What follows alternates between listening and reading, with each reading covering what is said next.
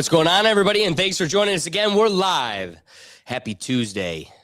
Power, precedent, and global pressure. Welcome back to the Rethink Tank Live. First, former President Bill Clinton and former Secretary of State Hilary Clinton have finally sat for on-the-record depositions in front of Congress after months of defiance and contempt citations. And the videos just dropped. What did they reveal? And what does it mean for political accountability in 2026? Then, in a controversial 5-4 decision, the United States Supreme Court ruled that the United States Postal Service cannot be sued even when mail is intentionally not delivered. That means no money damages, no civil liability, even your mail even if it was withheld on purpose. Sovereign immunity just went nuclear. And finally, Iran. Whether we're talking geopolitics, regional tension, proxy conflicts, or the potential for escalation, there's a whole world and a whole Middle East reacting to major developments that have global ramifications. And war is finally upon us. Accountability, sovereignty, and global instability. This is the Rethink Tank Live, and let's get right into it.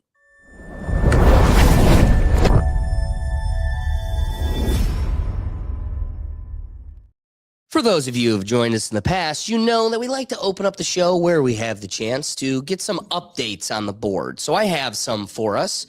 First, when we talk about finance and the world of crypto and just I'm gonna double down, finance, money management, somebody that's always at the forefront, got a lot to say, couldn't be louder with their Bentley doing the one-handed catches. It's crazy news that our main man, Odell Beckham Jr., is officially bankrupt. It's really crazy to think, considering this wasn't a guy who burned out in his career early. Like, he's been in the league for so long. He's made so much money. Matt made so much money. Will, the heights this man was able to achieve, he has Justin Bieber giving him BJs in the middle of a club, and you're going to be panhandling? He just had his last two super luxury cars repoed by the bank, and now he's in like a Honda. Hey, those are good cars, man. They get good mileage, so... Ask him. He's actually a finance expert. That's why he's... I bet you the maintenance is probably a lot cheaper. Some would say. I bet you the mechanism of the logo of you one-handed catching, that one gear, that mechanism messes up. That's expensive. A Bentley? Yeah, he spent all of it.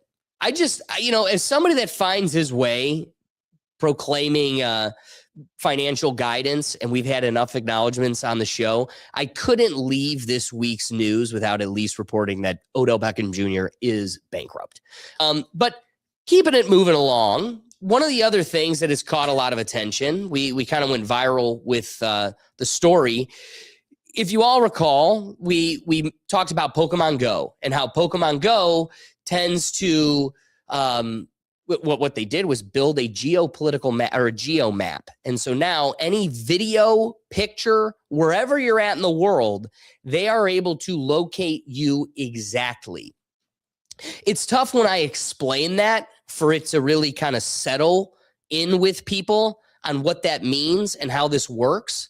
So we created a geo map for the powers that be, and I want you to see it in operation. So this is a perfect example of how this is going to work and how we're all cooked for the rest of our lives.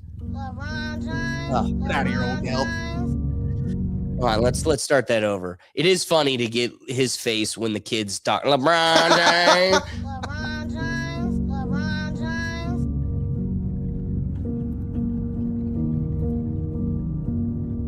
Upload the video.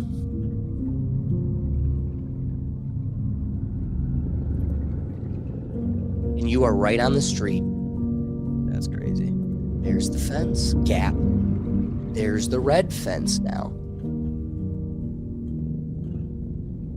I mean, look at how the house, he's able to confirm dude, every angle this AI is look at just the corner of this garage. They're able to confirm.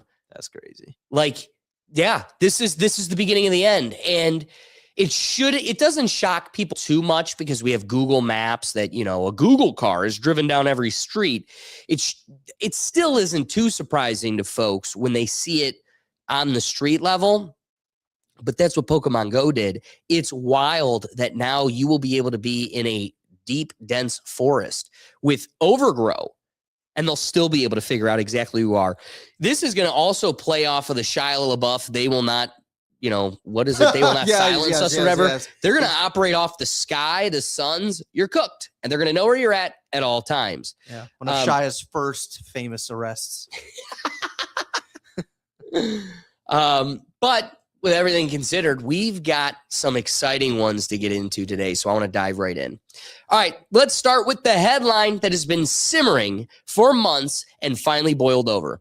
Bill and Hillary Clinton are now officially on the record.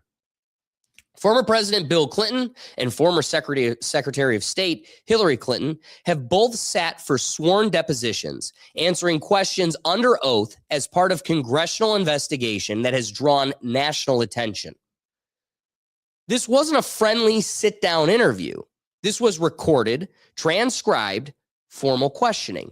Attorneys in the room, members pressing for specifics, timelines being clarified, memory being tested. Depositions are where narratives get stripped down. There's no applause break, no rally crowd, no cable news spin, just questions and answers. And you get to be the judge in this court of public opinion. Now, regardless of where anyone lands politically, here's what makes this significant. When figures at that level testify under oath, every word matters. Precision matters. Consistency matters. What you say today has to match what you said years ago. And when you're dealing with events that have lived in headlines for decades, even a small discrepancy can become big stories. Supporters say this is transparency in action, that high-profile figures answering tough questions demonstrates the system working as intended. Critics argue it took far too long to get here, and the public deserves even more clarity. Either way, the fact remains. They're on the record now. And tonight, instead of arguing about summaries or reacting to secondhand commentary, we're going to watch portions of the actual deposition footage ourselves. You'll see the tone, you'll hear the phrasing, you'll notice what was answered directly and what required a little more maneuvering. No filters, no cable news, Chiron spinning it for you. I'm going to go right into the clips. And again, I'm going to leave it up to you to cast your opinion. But let's just start with this deposition here. This is how the tone. Hillary Clinton went first. She set the tone. And this was kind of towards the beginning of that interview. For heaven's sake. So I would like to understand how that's permissible. Before the hearing was. It doesn't matter. We all are abiding by the same rules. I have another photos that are being released of the secretary as she is testifying from inside this room. Can you please advise? Which is totally wild. Benny Johnson did that. Totally crazy, but advise me as to whether or not that's permissible and consistent with the rules, particularly given that we have asked for a public hearing. If there are photos that are being released of the secretary as she is testifying, can you please explain how that I'm done with this. If you guys are doing that, I am done. You can hold me in contempt from now until the cows come home. This is just typical behavior. We will go off the record. Oh, for heaven's sake. So I would like to understand how that's permissible. Before the hearing was. It doesn't matter. We all are abiding by the same rules. I will take that down. Yeah, so well. I would like to take a break at this moment. Yeah, I'd like to have I'm a conversation. done for now. For now, The record. do the show, Madam Secretary. It is funny how just you know we're getting to exciting moments when you finally get to see her at the precipice of her cool.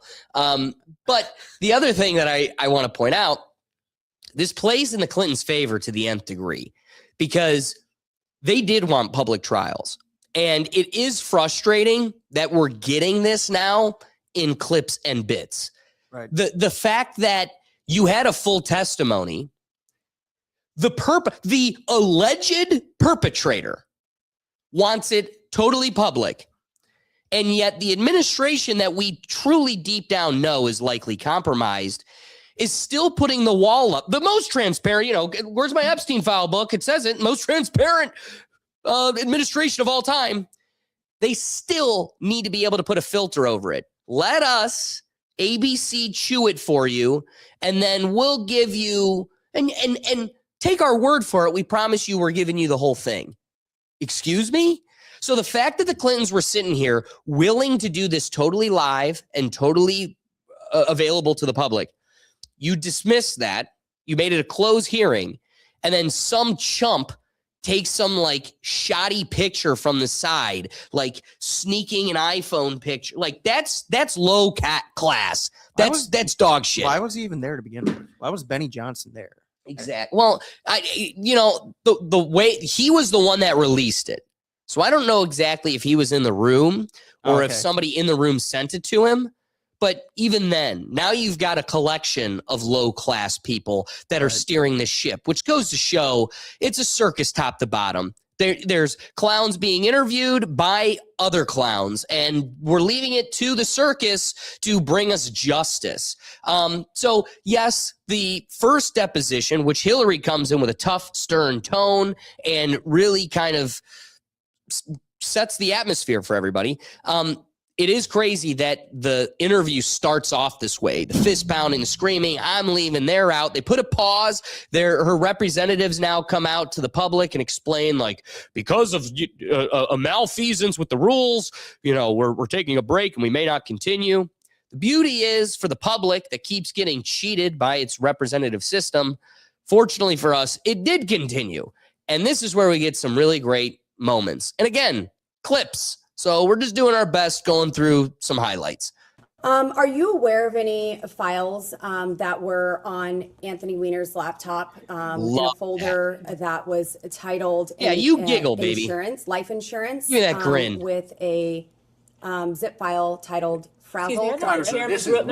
I just want to jump in right here. This is, I'm taking a tweet from Sam Tripoli. If you're not following him, go find him. But the fact that Sam really, it's acknowledgeable. When the powers that be are in depositions, sworn testimony, speaking to some of the most powerful figures in the world, questioning about frazzle drip, are you going to tell me that denies its legitimacy? I mean, Sam Tripoli's position was, for the first time ever, the government is literally acknowledging frazzle drip in the most formal fashion.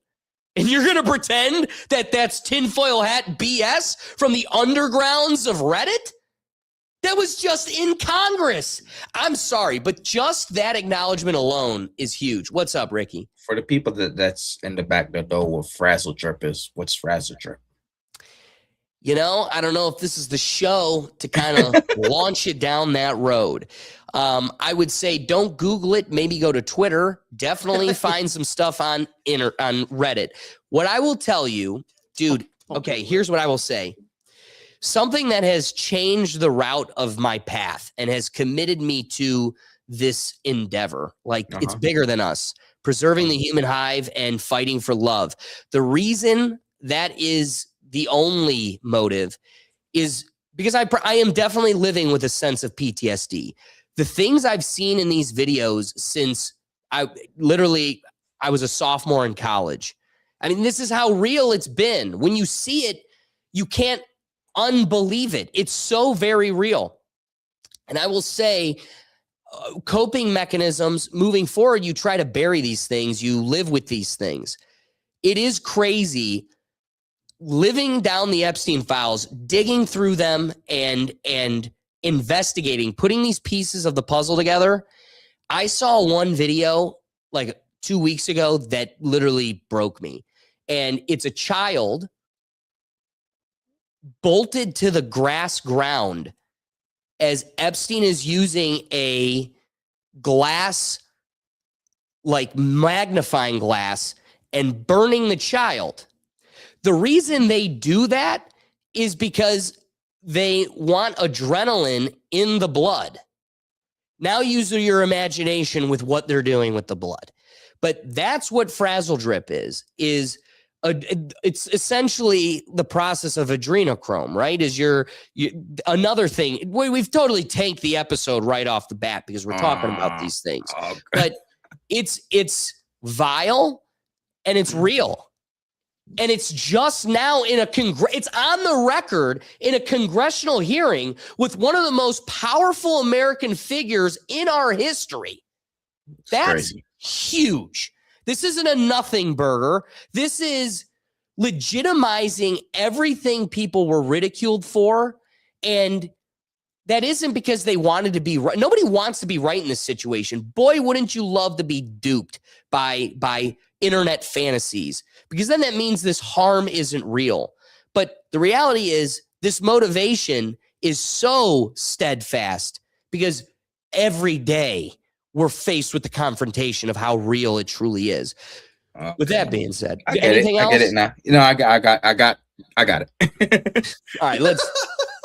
Don't Google Mr. it. Chairman's ruling. This Is this way within the outside scope? This- Is this within the scope, Mr. If Chairman? the chairman rules that it's not What within is scope, it I have within the another scope? Based on Yeah, what you seriously. Especially when the files are talking about Pizzagate. They're talking about it literally, and especially not to legitimize Pizzagate, because it really isn't totally legitimate. It's got the frames of legitimacy. Remember that was a hoax created by Epstein on Reddit. That's what was proved in these files, that he and Steve Bannon were behind QAnon and that they were the ones duping the public. So what they wanted to do was take reality and muck it and fog it up so much that nobody's able to determine what's truth and what's fantasy. So yes, this is relevant because it's literally in the files and you're dragged with that correlation. You're dragged into the correlation. You said in the public hearing, is this within the scope? We can go off the record for a moment. Mr. Chairman, is this within the scope? We'll go We'll go off the record and can talk. Off record. That's it. We could go off record and talk. Have you reviewed any 2025, 2026 Epstein files that were released that you believe reference or relate to those specific 2016 claims regarding the Podesta emails, Comet Ping Pong Pizza used as code possibly? I'm sorry, does You're this asking relate? her about whether my she's God, let her reviewed answer. emails In the Epstein files. which relate to the wacky Pizzagate. Wacky. You can characterize it however you want. I just would like to know. Wacky. Still nobody wants to talk about, dude, I could go forever. That guy who owned Comic Ping Pong is such a vile human. So again, a significant political figure is associating with a psychopath. Even if they're not doing crazy shit in a basement that doesn't exist in that pizza shop, it doesn't take away from the Instagram that the FBI had to scrub and the correlation between her and the pizzas that they were supplying each other. If she's familiar with any of them. So She's excuse me, commenting. your question is about whether or not she has reviewed any emails in the Epstein release files about Pizzagate. Correct. Pizzagate was totally made up. It was an outrageous allegation that ended up hurting a number of people, that caused a deranged young man to show up with his assault rifle and shoot up a local pizzeria. The perfect think tank trigger terms, by the way. Hit every box. Assault rifle? A skibbity toilet? I can't believe you're even referencing it. You should be. There are connections to the language. I'm Well, not the talking QAnon about- people believe there are. So I don't know what QAnon have at people- it. Right, but bitch, Jeffrey Epstein is the QAnon people. That's why we're here. believe. Have at it. But you've accused certain parties, and I think even right now today, of promoting slow walking or information in ways that fuels conspiracies. In your view, did any Epstein-Maxwell related investigations or file handling pre or post 2019 contribute to or intersect with the spread of Pizzagate style theories about Democrat figures? Objection. I have no way of answering. That is the most speculation. ridiculously Have you or your representatives identified any Epstein file content that has been misinterpreted online to revive those claims? And what steps, if any, have you taken to clarify? Again, object on the ground of I think that this is all very speculation. reasonable. Well, first of all, I don't follow the crazy conspiracy stories that are online. Wait. I regret that anybody does. I find it quite. What's that? Didn't we just have her on a few weeks ago where she was like, I read about it on the internet? Yeah, yes. Didn't Well, she there's just do that? millions of files naming Trump. How do you know that? Millions? Well, I read it on the internet. It's like, but again, what have I said? This is a direct attack at Democrats more than anybody. What was I saying since the beginning of this show? Years and years. Democrats have flawed logic in their brain. Somehow they have the ability to literally have their cake and eat it too. It is the most amazing conundrum where everything they believe is an oxymoron and a direct contradiction with the exact opposite belief that they also hold. It's astonishing. I'm going to let her finish up here real quick. Sad, but also disturbing that people would believe some of what is put forth, like Pizzagate. So I have taken no Pizza. steps to review anything Do you think that might pizza- have. Why is ignorance a valid defense anymore? Like, this goes to the boomer parents in our lives, to literally the powers that be that are worth quadrillions of dollars making our decisions. At this point, the stakes are so high. Children, by the millions, the stakes are so high. And again, we haven't even, this dialogue, we didn't even get to see if it got into the weird shit you're doing in Haiti and everything else. When you have all these loose ends that are incredibly I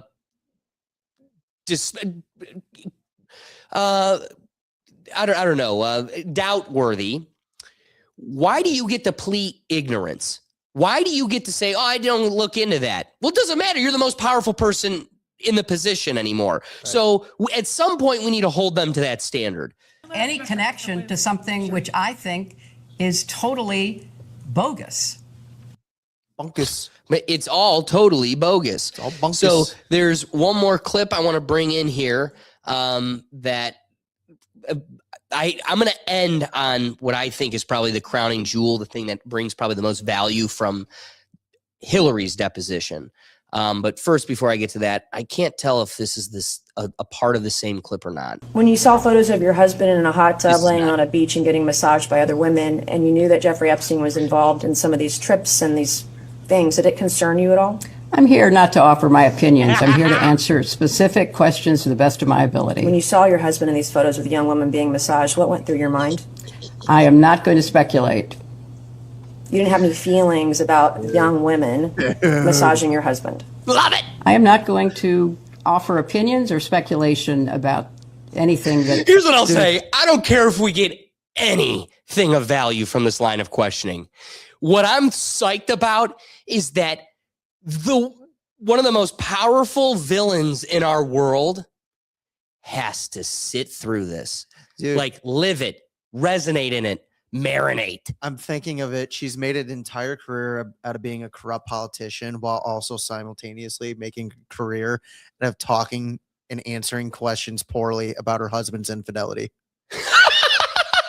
In many chapters of her life. Yes, for almost just as long as she's been a political player, she's been having to answer questions like that, and it's still not going away. It's beautiful. And at your old ripe age of retirement, dude, it's only getting worse. Dude, just the way she's answering it is she has recited this answer so many times to where she's just tired of saying it. And I love it. I love it. Have you ever seen like comedies, the way they, or even The Good Place, the show, the way they kind of like twist what hell is? And it's like a guy, I saw this on The Whitest Guys You Know, the TV show recently, where he's like, got the devil's talking to the guy in hell, and he's like, I don't know, just asking the same dumb questions over and over again. The guy's like, "Stop doing that. This is hell." And he's like, "See, told you." This is her literal hell, and I love it. This is hell on earth, and even if it's just for 5 minutes, we got her for 3 minutes. Sit in it. Wait, hold on. We're not even halfway. Hey, Hilary, got another question for you. I have no context for and was not there. Boys will be boys. After you learned that Jeffrey Epstein was convicted of sex crimes with kids, did any of these photos of your husband with women being massaged on the beach, did it concern you? I have no context for even answering that question. And I think, obviously the innuendo, all the rest of it. I'm asking a black and white question. I'm not putting any leading statements into it or adjectives. Did you do anything to determine what was happening? Good answer. Cheers to Mace. I didn't embellish. And my question, I'm not putting any leading statements into it or adjectives. Did you do anything to determine what was happening in those images or on those trips? That once you saw these photos, once you realized Jeffrey Epstein was a convicted sex offender of children, did you do anything to determine what was happening on these trips with your husband? I don't find any of your questions to be relevant to the investigation. What is relevant if a former... Buddy, your husband is in the hot tub. This isn't relevant. This is irrelevant. Now, we're going to get to Bill here soon, but the same picture that literally has his tongue on the floor, he's drooling over himself in the hot tub. You find it to be there's no relevance? No relevancy. No relevancy. The president was traveling around with young women. Well, you'll have a chance to talk to him tomorrow. That's how you know a relationship's a business transaction. When she's like, "Hey, that's his to make." You said this morning they just grew to that part in the relationship. You know what I mean? Like, his business is his business, my business, my business. How you going, dude, Ricky? How Before should I know what Bill does? We haven't slept together in the same room since the 90s. You know? Well, me and Will, when we were getting ready for the show today, I even said to him, I go, "That's when a family is a corporation instead of a family. Too big to fail." Dude, let me ask you a question. Yes. Do you think their children view themselves as actual people or stocks? I think similar to the Trumps, it's like, and I think they take it from the Rothschild playbook. It's one of those, you will either take a crown or a sword. Like, we will either lop your head off or give you a crown. You either rise to the occasion to be an elite or we trim the fat. It is crazy how the show Succession really just plays out in real time. Now we're really getting to see it and we get to laugh about it. Not solicit funds from Jeffrey Epstein, correct? That's absolutely correct. Did anyone solicit funds from Jeffrey Epstein on your behalf? Not that I'm aware of. Did you ever invite Jeffrey Epstein or Ghislaine Maxwell to any of your plans? All right, so now it's about to get real juicy. This is I think the most fruitful part of Hilary's deposition, and I think the conduit she uses to get to Jeffrey Epstein highlights in this administration and other blue administrations who is a true villain at the forefront. Much about at all. And then how do you know Howard Lutnick? I know Howard Lutnick because when I was senator on 9/11, the firm he headed, Cantor Fitzgerald, suffered the greatest loss of life. As I recall, something like 650 of his employees were murdered by terrorists that day. Howard Lutnick missed being a victim because he was delayed dropping his child off to kindergarten. You asked the question. I'm going to answer your question. This was what I spent my time doing. I'm a survivor trying to look out for other survivors, and I was taking care of the people who lost 3,000 lives and now you're being at World defiant Trade and Center. indignant today. You asked me I have about met Howard with Epstein Lutnick. survivors. I'm a survivor myself. You have emails. You've denied that Jeffrey Epstein, that you tried to get Jeffrey Epstein to give money to you. I did not. Howard Lutnick was If used you to have an get email money. with me asking Jeffrey Epstein for money. I have an email from Howard Lutnick sending it to Jeffrey Epstein and his people to I raise don't- money for I don't you know about- for an event, an intimate take event money for from you everybody. at his offices Well, at Cantor Fitzgerald. You're look, going to sit if here you- today if you would let me finish. obfuscate and say to this committee, you didn't try to get money from Jeffrey I Epstein didn't. when I there was didn't. an intimate event in an email that Howard Lutnick emailed to Epstein's people and Epstein to get him to come to your intimate event at Cantor Fitzgerald, a very small event. And so I'm not going to put it. You want to yell at me, that's fine, but I'll yell right back. Well, okay? I am looking out for you. Very- I'm Go doing right a back job to that her you would sister. not do and refuse to do as Secretary of State. Thank you, and I yield back to No, Congresswoman. I'm going to finish answering the question. You do which I it. have the You do right to that, but you do that, Hill Dog. I am very sympathetic to your personal situation. Here's what I will say. No, you're not. You're right. Would I want to, again, in the world of moderate logic, like everybody's a little right and everybody's a little wrong, I need to give this woman her flowers. Do you want to see a masterclass of, there's top tier, right? Like everybody knows the gold tier. But then as things like continue to grow, we've made up like platinum and diamond. Yes.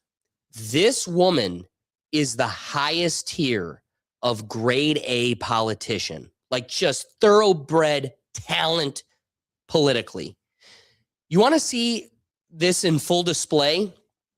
She caught herself losing her cool, getting in a shouting match because we definitely struck a sensitive nerve. And the way she is able to absorb and deflect on, watch this, the way she gives her flowers to Nancy Mace of, listen, I recognize that this is an admirable pursuit. I stand with victims, but shove it up your butt. It's like, whoa. Wonderful, wonderfully done, ma'am. I am very sympathetic to your personal situation. I have read about it. I have seen you testify or speak on the floor about it. And I very much sympathize with not only what you went through, but appreciate your effort to stand up for survivors. I was a senator representing the people who were murdered on 9/11. Nobody lost more people than Howard Lutnick. You can say whatever you want. You can call him and have him appear before the committee. But I knew him. Ask yourself why they're not. I knew him as the man who lost the employees that he knew intimately, including his brother. And he was a So go-between I between worked- you and Let her Jeffrey finish Epstein her raising answer, money please. for you. Let her finish her answer. You know what? If you don't want to hear what emotionally affected me, that's fine. But that's why I know Howard Lutnick. I went to the memorial service every 9/11 after the formal service was held. I see what you're with doing here. all, and your with all of office his people, the families. Between you and Jeffrey Epstein raising money for your Well, campaign. you know, Howard Lutnick and I did work Thank you. I will together now yield because to we you, had a Congresswoman lot of Warner. victims Thank you. to take care of, and we worked together to rebuild downtown Manhattan. That is how I know Howard Lutnick. What a patriot. Fine, I'll do the heavy Quite lifting. literally. I mean, it was a moderately long deposition. I think it was like 2 hours or so, but you know, there were some fruits, but not enough for it to be impactful. If I could boil it all down to really one clip, this is the whole deposition in one short clip. Typical behavior. We will go off the record. Oh, for heaven's So I would like sake. to understand how that's permissible. It doesn't Excuse matter. me. We all are abiding by the same rules. I will take that down. Yeah, I well, would like to take a break at this yeah. moment. Wish they got like I'm fire done come out of her for mouth. now. Go off the record. Go off the record. Go off the record. We're off the record. That was good. That was good. I didn't see that. I view didn't of expect it that before. coming. Well, let me ask you guys before we get on to Bill. Will, Ricky, got any thoughts on Hilary's performance? Funny enough, no. I mean, it speaks for itself. It's one of Yeah, I those didn't- rare moments where you got to see her. Again, you said it. She's very masterful, kind of being able to center herself after she kind of gets riled up. But you really do see the side of her that we've always known is there. And again, then it's all the political jargon. She's able to find ways to kind of move around the questions, not be super direct with it. But I mean, the proof is in the pudding when it comes to the files. So Exactly. I got to tell you, Ricky, what are your thoughts before I pull this up here too? I didn't think anything was gonna come of this other than like sound bites and little charades like this. So it's just entertaining. It's pretty much just political theater, as you always say. It's just straight entertainment at this point. It is. Because We are literally watching political WWE. nothing real is going to come from it. If your name is in the Epstein file, you should be deposed and possibly jailed. I'm just saying. And I'm hoping we see that, but I know that it won't be organically. We're going to have to force it.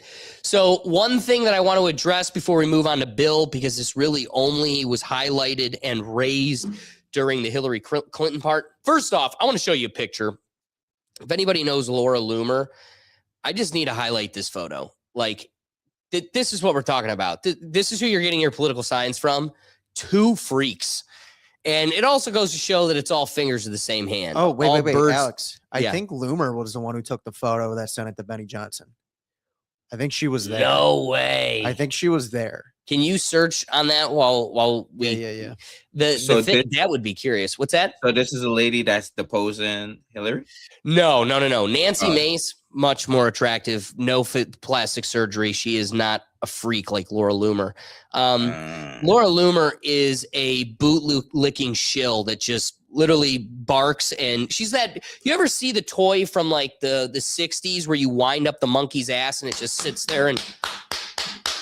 That's Laura Loomer. They actually pay her a professional salary to do that in the political realm. It's actually crazy. But it's beautiful to see her before she diced up her face, and it looks like she's literally sitting next to a lizard that will do it for her. Hillary hasn't aged a bit. She looks pretty the same. You got to admit, her lizard costume has held up. She's done a good job. No, it was Boebert. Well, hey, I gotta razzle some feathers. So, last thing I want to highlight that came from that. Anytime you see Howard Lutnick laughing as the president is lying on stage, I want you to know this man is laughing at you. This face should always tell you he's laughing at you. Every time the president is publicly getting one over your eyes, this man is over his shoulder laughing his ass off. And as he laughs and giggles, I need you to be reminded, no matter how hard our transparent and honorable DOJ tries to hide it, this photo needs to be insered in your brain.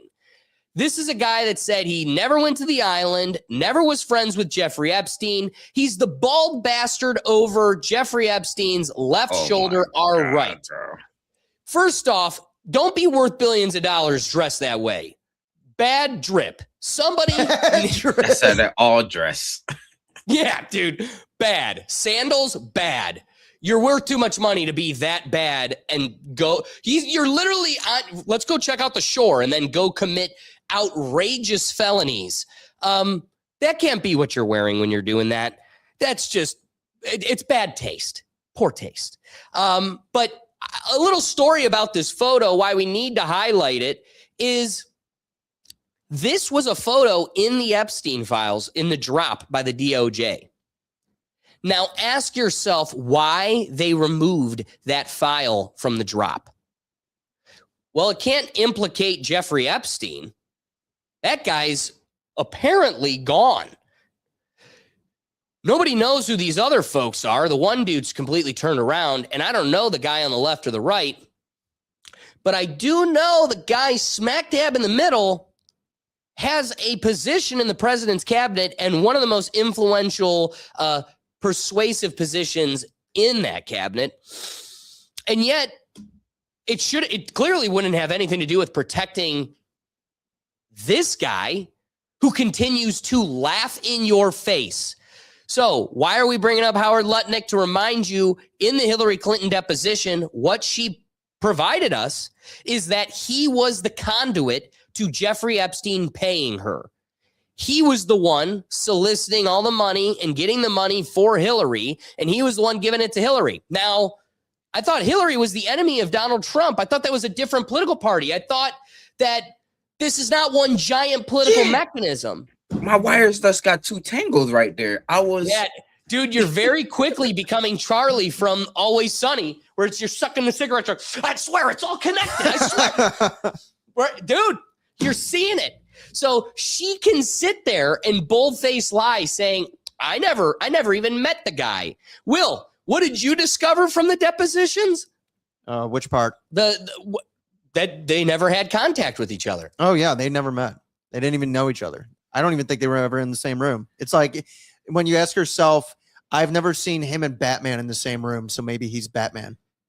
No, but didn't you say that you saw the deposition clip where Hilary was saying, I've never met him? Oh, right. So there was, I guess, maybe an email that Epstein emailed someone. I don't know who it was for, but it was about Hilary. And Hilary was very adamant that she's never met him in person. And the email went, Epstein said essentially that Hilary is much prettier in person, which is kind of a curious thing, the word. If you've, like, why would you say that about someone if you've never seen him in person? Yeah. Like, how would you know that? Right. So again, keep catching the tiger's toe in the trap, and yet we have no system of accountability, so it continues to slip through. Now, I want to dive into what I think would be the much more entertaining half of the depositions, which is Big Bill. Big Bill. Good Bill. Good Bill. He's done nothing wrong. It's been a while since Bill's made good television. It's been a while. And boy, did he do it this weekend. You know, it is funny. We're going to be getting into it here at the end of the show, talking about Iran. But Will pointed out as we were prepping for the show, how funny is it that World War III is tied as a trending topic on Twitter and on the internet with two individual humans. Like Bill Clinton, Hillary Clinton are trending at the same degree as World War III. That's wild. But anyway, Bill, got anything good for us? Who testified in the Epstein cases that Epstein said, you quote, like them young. Why would Epstein say that about you? Are you asking his opinion? Put some glasses on, man. Dog looks tired. Yeah. Let him take a nap. Asking him to think about why Mr. Epstein would say something about him. Why would Epstein say that So about she's the asking president? you to try to be in Mr. Epstein's mind and guess at what Mr. Epstein would have thought about. Clinton likes them young, referring to girls. Dude, wait, pause. Oh my God. When she said that, his eyes went up going like, oh. Dude, when I first saw this, I'm like, this is Christmas. Yes. This is literally Christmas. Again, I know that I'm not going to get the truth out of you. I've seen a courtroom where they asked the murderer, what were you doing on that day? It's like, I know I'm not getting the truth, but boy, is it entertaining to have you in the hot seat. The eyes gave it away. His eyes going up like that was the most like, I've said that. I don't know if he heard it. First of all, take your time. That's not true. What's not true? That I have any Say it. interest in underage. I didn't say underage. I said young. Yeah. But it's still not true. Still not true. Is an intern young? I like them old biddies. Have you seen my wife? Yes. Okay. At my age, anybody younger than I am. Did you is know young. Jeffrey Epstein? So wait, then you don't like anyone? What do you mean? So right at the end, he goes, anybody at my age, anybody younger than me is younger. It's like, okay, so do you like a 75-year-old? Do you like a 65-year-old that's still younger than you? Instructed a witness to deny you were ever on his island? Here's what I'll say.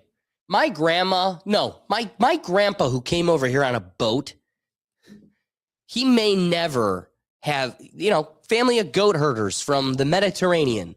They'll never have the money these people have. But you know what I can say? In his dog days, when he's just like, kid, let me tell you, his ass was never in this chair. And you know what? That should say enough. That says it all. I love my papu. He didn't have to since I was never there. Did you ever travel to Zorro Ranch? Is that the one in New Mexico? Yes. No. Okay. Have you ever flown on anyone else's private jet? Right? Hold on. Let's go. Real quick. Ready? Is that the one in New Mexico? Did you ever travel to Zorro Ranch? Is that the one in New Mexico? Yes. No. No. Okay, so what does it tell us? There's more. And which one were you thinking about? Yeah. If it wasn't Zorro Ranch, which one were you riding them, cowboy? Dude, he didn't even hesitate. Didn't even hesitate location. Yeah, He's nope, like, not that no, one. not that one. Not that one. Don't ask about the $50 million mansion in New York you got for free from Les Wexner. That's a different, oh no, George Soros. That's a different, but you didn't ask it. That's a you problem. Okay, have you ever flown on anyone else's private jet 26 times or more for overseas trips? I have flown as many miles on other jets, but never with as many stops. How many other people's planes have you used, like Epstein 26 times or miles, etc.? I don't know. I did with Steve Bing, who's now deceased, and probably with 4 or 5 others. Okay, so maybe about a half dozen billionaires total. So, See, you named one who's deceased and like 4 or 5 others. What's the rest of the group, Bill? What was the group chat name? Like Who them The boys? St. James boys. how many dinners did you have with Ghislaine Maxwell or Jeffrey Epstein in attendance?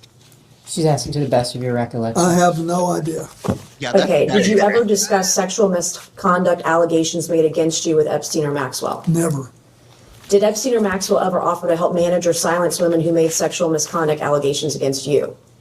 No. Did Epstein or Maxwell ever offer financial support directly or indirectly to legal defense funds related to impeachment proceedings or civil actions against you? Not to my knowledge. Do you think a young girl massaging a president is unusual? So are you asking his opinion? Well, he You're was asking his massaged by opinion? a young woman. I'm asking if he thinks it's unusual that a president, sitting president of the United States, leader of the free world, that So it's I'm sorry, unusual are a you young woman speaking would to, be. are you talking to the instance of Yes, is it unusual that the a back young woman would be massage massaging that occurred while he was not president? I'm just trying to understand. You said a president of the United States. Former president? Thank you. Just trying to make sure you Oh, were yeah, no, correct in you're the time. proper. You're right. Yeah. I'm glad. Nuance. I'm glad she was there to let her know. Nuance is key. I'm afraid- Filibustering? No, I don't need to. Sometimes, I'm actually trying to I make sure think that I'm as pretty you, clear. He said he you was said he was a young- sitting president. Excuse me, could we just please go one at a time? Thank you. You said Well, a you sitting filter all the president. I want you waters. to be clear so that when he answers Former you, sitting the president, record how is do you want to clear. do it? Is it unusual?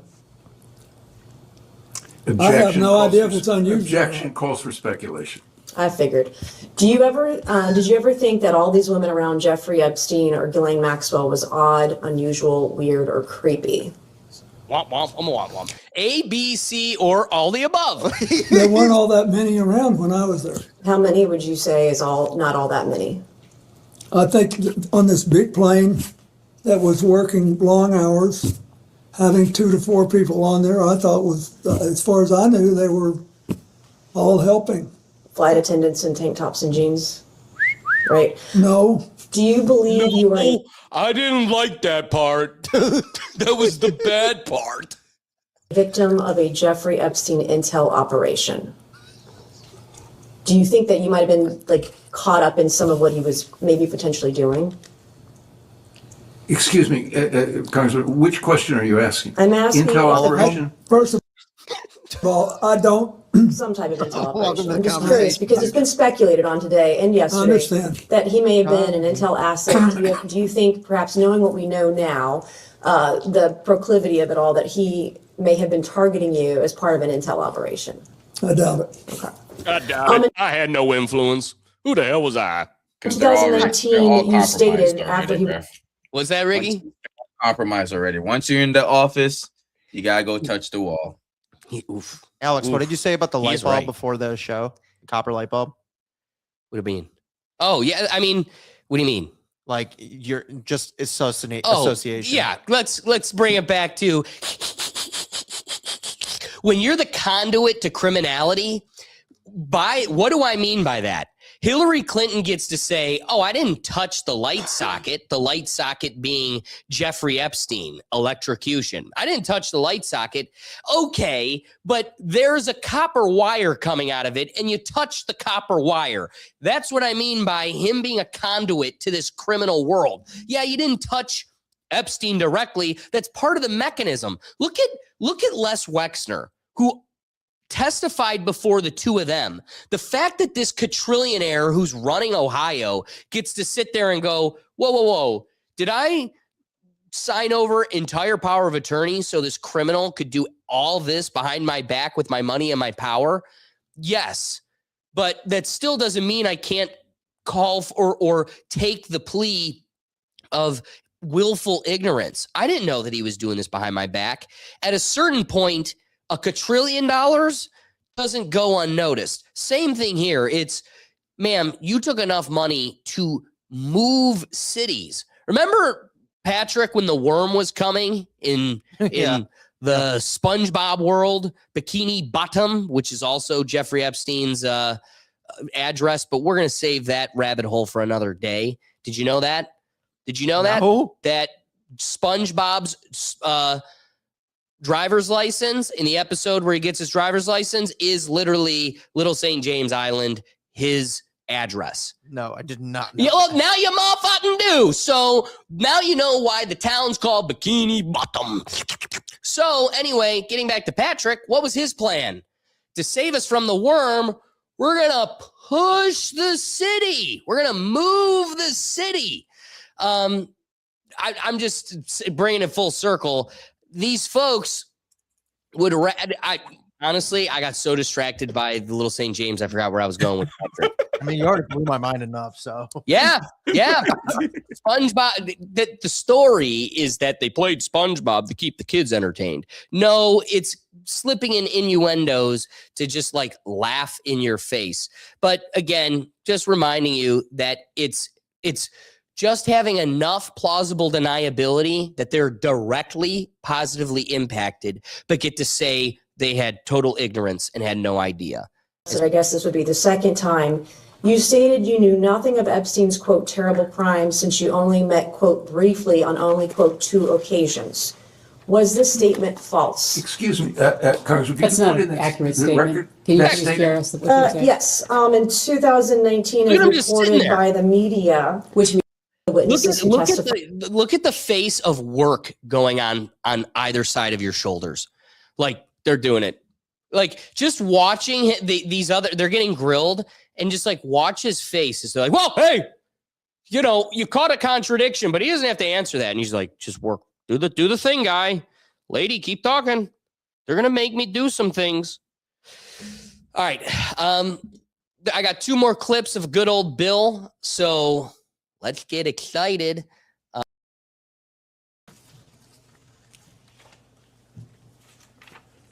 I love this.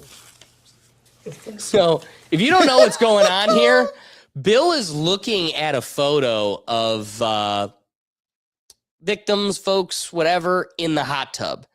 And he's enjoying this piece of evidence way too much. Them good old days right there. I had a mojito. Look at, he takes it back for, give me that back. Reminiscing. I remember that little dress. Look at that. She look good. You gotta admit, she look good. Okay. Okay, I remember that day. Good time. Look Mr. at President, we that. have about 5 minutes remaining in the majority's first hour. Yeah, that was the best time of my life. Ask you some questions related to the crimes committed by Mr. Epstein and Miss Maxwell. His face. We did. We did do that. Will made a comment getting ready for today that just defines this whole moment. This is literally like a 4-year-old looking back in their high school yearbook. Like, look, there's old Sally. Oh my God, we were so much less loose skin. It was a tighter day. The way he grabbed that photo was, oh my God, I haven't seen a photo of her in years. Yes. Thrilled. Look at that. Look at it. You probably were like, I wonder what she looked like now. He came back for a brief moment. And I gotta remind you guys, as we've done digs down the Epstein rabbit hole and done our investigations, you know, reporting our findings, it is wild to, you got to find some of these photos. Like I don't want to re-display like past content, but like that photo of Bill in the hot tub, just comfortable. You can't beat that. And he's gonna sit there and play ignorance. Like, I don't know. It was a fun night. You Dude, wish you were there. Dude, he's leaning back like, you got nothing on me. Nothing on me. He's like, hey, I got that 16-year-old on me. I got her on me. Anyway, last clip of good old Bill. Anyway. She stated that President Clinton was her friend, not Epstein's friend. Is that accurate? I'd say that it was I'd say it. accurate to say that I felt closer to her than to him. Wow. And for the record, why was that? Her as in Jeffrey Epstein or Ghislaine Maxwell. So, yeah. And don't forget, Ghislaine was at their daughter's wedding. Because I had seen her more and because she was very good friends with Evelyn Rothschild and his wife Lynn, Who I'm even closer with. whom I knew and was in regular touch with. There it is. Smoking gun. We got it. I solved the story 2 weeks ago. We know what it is. With the World Economic Forum, we were able to prove that this is the Rothschild family sneaking in their one world government. And what is this admission here? Enough. I knew her more than Epstein, and I was frequently around her because I was around the Rothschilds the most. Excuse me? So there's your nexus. There's your connection. Through the president of the United States. Former. Yeah, sorry. She did make Yeah, that clear. Now he can get all the massages he wants. Former. Let me give you guys an opportunity. Let me make sure real quick there's no other Billy Bobs. Nope. Any rapping thoughts from the depositions, Ricky? America's not run by the American people, and they're all in this. It's like High School Musical. They're all in it together, okay? They're one big pot. Every conspiracy is like front and face and center. It's crazy. You're Here's the right. world we're living in. Will, any rapping thoughts? I think it was really great that we've now got to see the dynamic of that marriage again. I feel like it's been a while. When it comes to the things that they said, it's just more, again, we all knew we weren't going to get the most enlightening kind of details, but you could see it in their face. Yes. Hilary looked like the walls were closing in on her, and Bill just couldn't hide it. Bill had no idea how to handle it. You're right. And what a beautiful moment. I got to say, as something we've been like praying to get here, it's here. It's nowhere near as fruitful as we had hoped or expected, but boy, was it fun.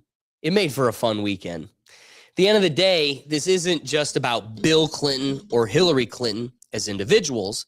It's about something bigger. The Clinton Foundation? No. When people rise to the highest offices in the country, they don't just inherit power, they inherit scrutiny. Depositions aren't reality television. They're not campaign rallies. They are one of the few mechanisms in our system designed to pierce through branding, legacy, and media framing and reduce everything down to sworn testimony. And that matters because the strength of a republic isn't measured by how comfortable its most powerful figures are. It's measured by whether those figures can be questioned, challenged, and held to the same legal standard as everyone else. On the record, under oath, without immunity from examination. Some people will walk away from these depositions satisfied. Others will feel they raised more questions than they answered. That's politics. But the principle at stake is non-negotiable. No title, no last name, no past office should place anyone beyond accountability. Transparency doesn't automatically equal justice, but without transparency, justice doesn't even stand a chance. And whether you view tonight as closure, confirmation, or the beginning of another chapter, one thing is clear. History isn't written by the headlines. It's written by what's said when the cameras are running and the oath has been sworn. That's the record. And now it belongs to you, the public, to judge. Now let's get to a more impactful topic directly from the judges above.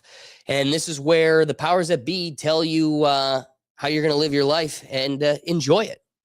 Let's turn now to the Supreme Court decision that just quietly rewrote a part of how Americans can or can't seek justice when the government harms them. In a 5-4 ruling, the United States Supreme Court has held that you cannot sue the United States Postal Service for damages even when mail is intentionally not delivered. This came down in the case United States Postal Service versus Conan. Now, on its face, that sounds like it might just be about lost checks or junk mail that never showed up. But the implications go deeper than that. At the heart of this decision is a legal doctrine called sovereign immunity. The idea that the federal government can't be sued unless it has specifically waived its immunity. That principle dates back to foundational Supreme Court cases like Schillinger versus the United States, which held that the United States can't be sued in federal court without consent. Under a federal law called the Federal Tort Claims Act, the government does waive that immunity in some situations, allowing people to sue the United States for certain harms caused by the government employees. But there's a carve-out known as the postal exception. The government retains its immunity for claims arising out of loss, miscarriage, or negligent transmission of mail. In this case, a Texas landlord named Labine Conan sued after postal workers allegedly refused to deliver her mail and her tenants' mail for roughly 2 years. Conduct, she said, included racial prejudice and resulted in financial harm. She tried to recover damages under the FTCA, arguing that intentional non-delivery went beyond mere loss or miscarriage. But the Supreme Court majority, in an opinion authored by Justice Clarence Thomas and joined by Chief Justice Roberts, Justice Alito, Kavanaugh, and Barrett, said that loss and miscarriage in the statute include intentional non-delivery. They looked at how those terms were used when the law was passed in 1946 and concluded that Congress didn't limit the postal exception only to accidents or negligence. To the majority, that means the Postal Service enjoys sovereign immunity even when employees intentionally withhold mail. In the majority's view, broad immunity here prevents floods of lawsuits tied to everyday postal issues, preserving the stability of the mail system and limiting costly litigation. On the other side of the aisle, Justice Sotomayor, joined by Justice Kagan, Gorsuch, and Jackson in the dissent, strongly disagreed. They argued that the statute's exception was meant to cover negligent loss or delayed delivery, not intentional misconduct. To them, saying that withholding mail on purpose is the same as losing it accidentally, which stretches the law well beyond how Congress intended it. The dissent warns this interpretation shields intentional wrongdoing from accountability. So legally speaking, the court didn't say the Postal Service can't be held reasonable or internally or ethically, held responsible internally or ethically. It said under current law, you can't sue them in federal court for money damages over intentionally undelivered mail. That immunity applies even if harm is deliberate, even if it results in lost income, missed medicine, or other serious consequences. This was a close decision, 5-4 split, right down the middle, showing how sharply divided the justices are over how to interpret sovereign immunity and the reach of its existing statutes. It highlights a fundamental tension in American law. Do we interpret government immunity broadly to protect public functions or narrowly to protect individual rights when the government causes harm? Because at a time when mail still matters for ballots, legal notices, checks, prescriptions, and documents that have real consequences in people's lives, this decision means one thing clearly.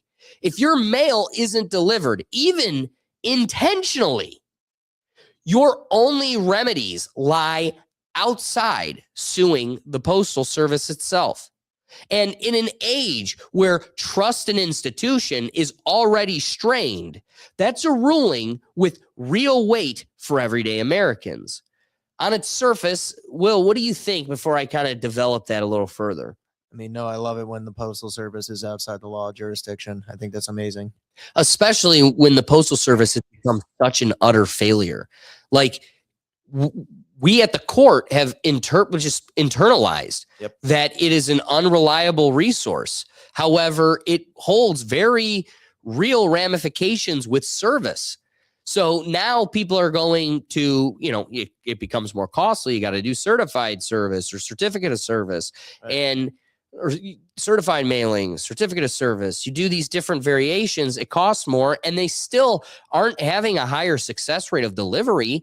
I mean, at that point, these people that let's say it's you're doing an eviction, like that's not that person's first eviction, and so they know what they're looking for, and they'll make sure you never get service. They're never answering the door for that postal service, and now you can't get delivery or service. Now you can't go forward with your hearing. So it's causing all these complications and knots. Ricky, what do you think? I got a question. So what if they're not delivering my mail for 3 months and I got selected for jury duty? Can I go to the judge and be like, hey, I ain't show up because I ain't get it, or I'm going to be issued like a warrant or something, a bench warrant? Well, and here's what I'll say. Like, our court, you're not really going to get a warrant, but, at a certain point, we were getting really desperate as COVID let up, getting people to show up for jury. So a thing you could do, it was never implemented, but a thing that could be done is sending bailiffs to the juror's house and being like, it's time to go. You're coming. Okay. Yes, you could be under contempt. Yes, but it's a bad political look. Judges try to avoid it. You're often not going to see it, but a higher court, you definitely will. So like if you get called down to the county or you've got like federal court, I'd show up. It's not worth risking it. You can't show up if you didn't get your mail that the federal government said it's not their fault. Circling back to your point, I want you to see how severe this decision is.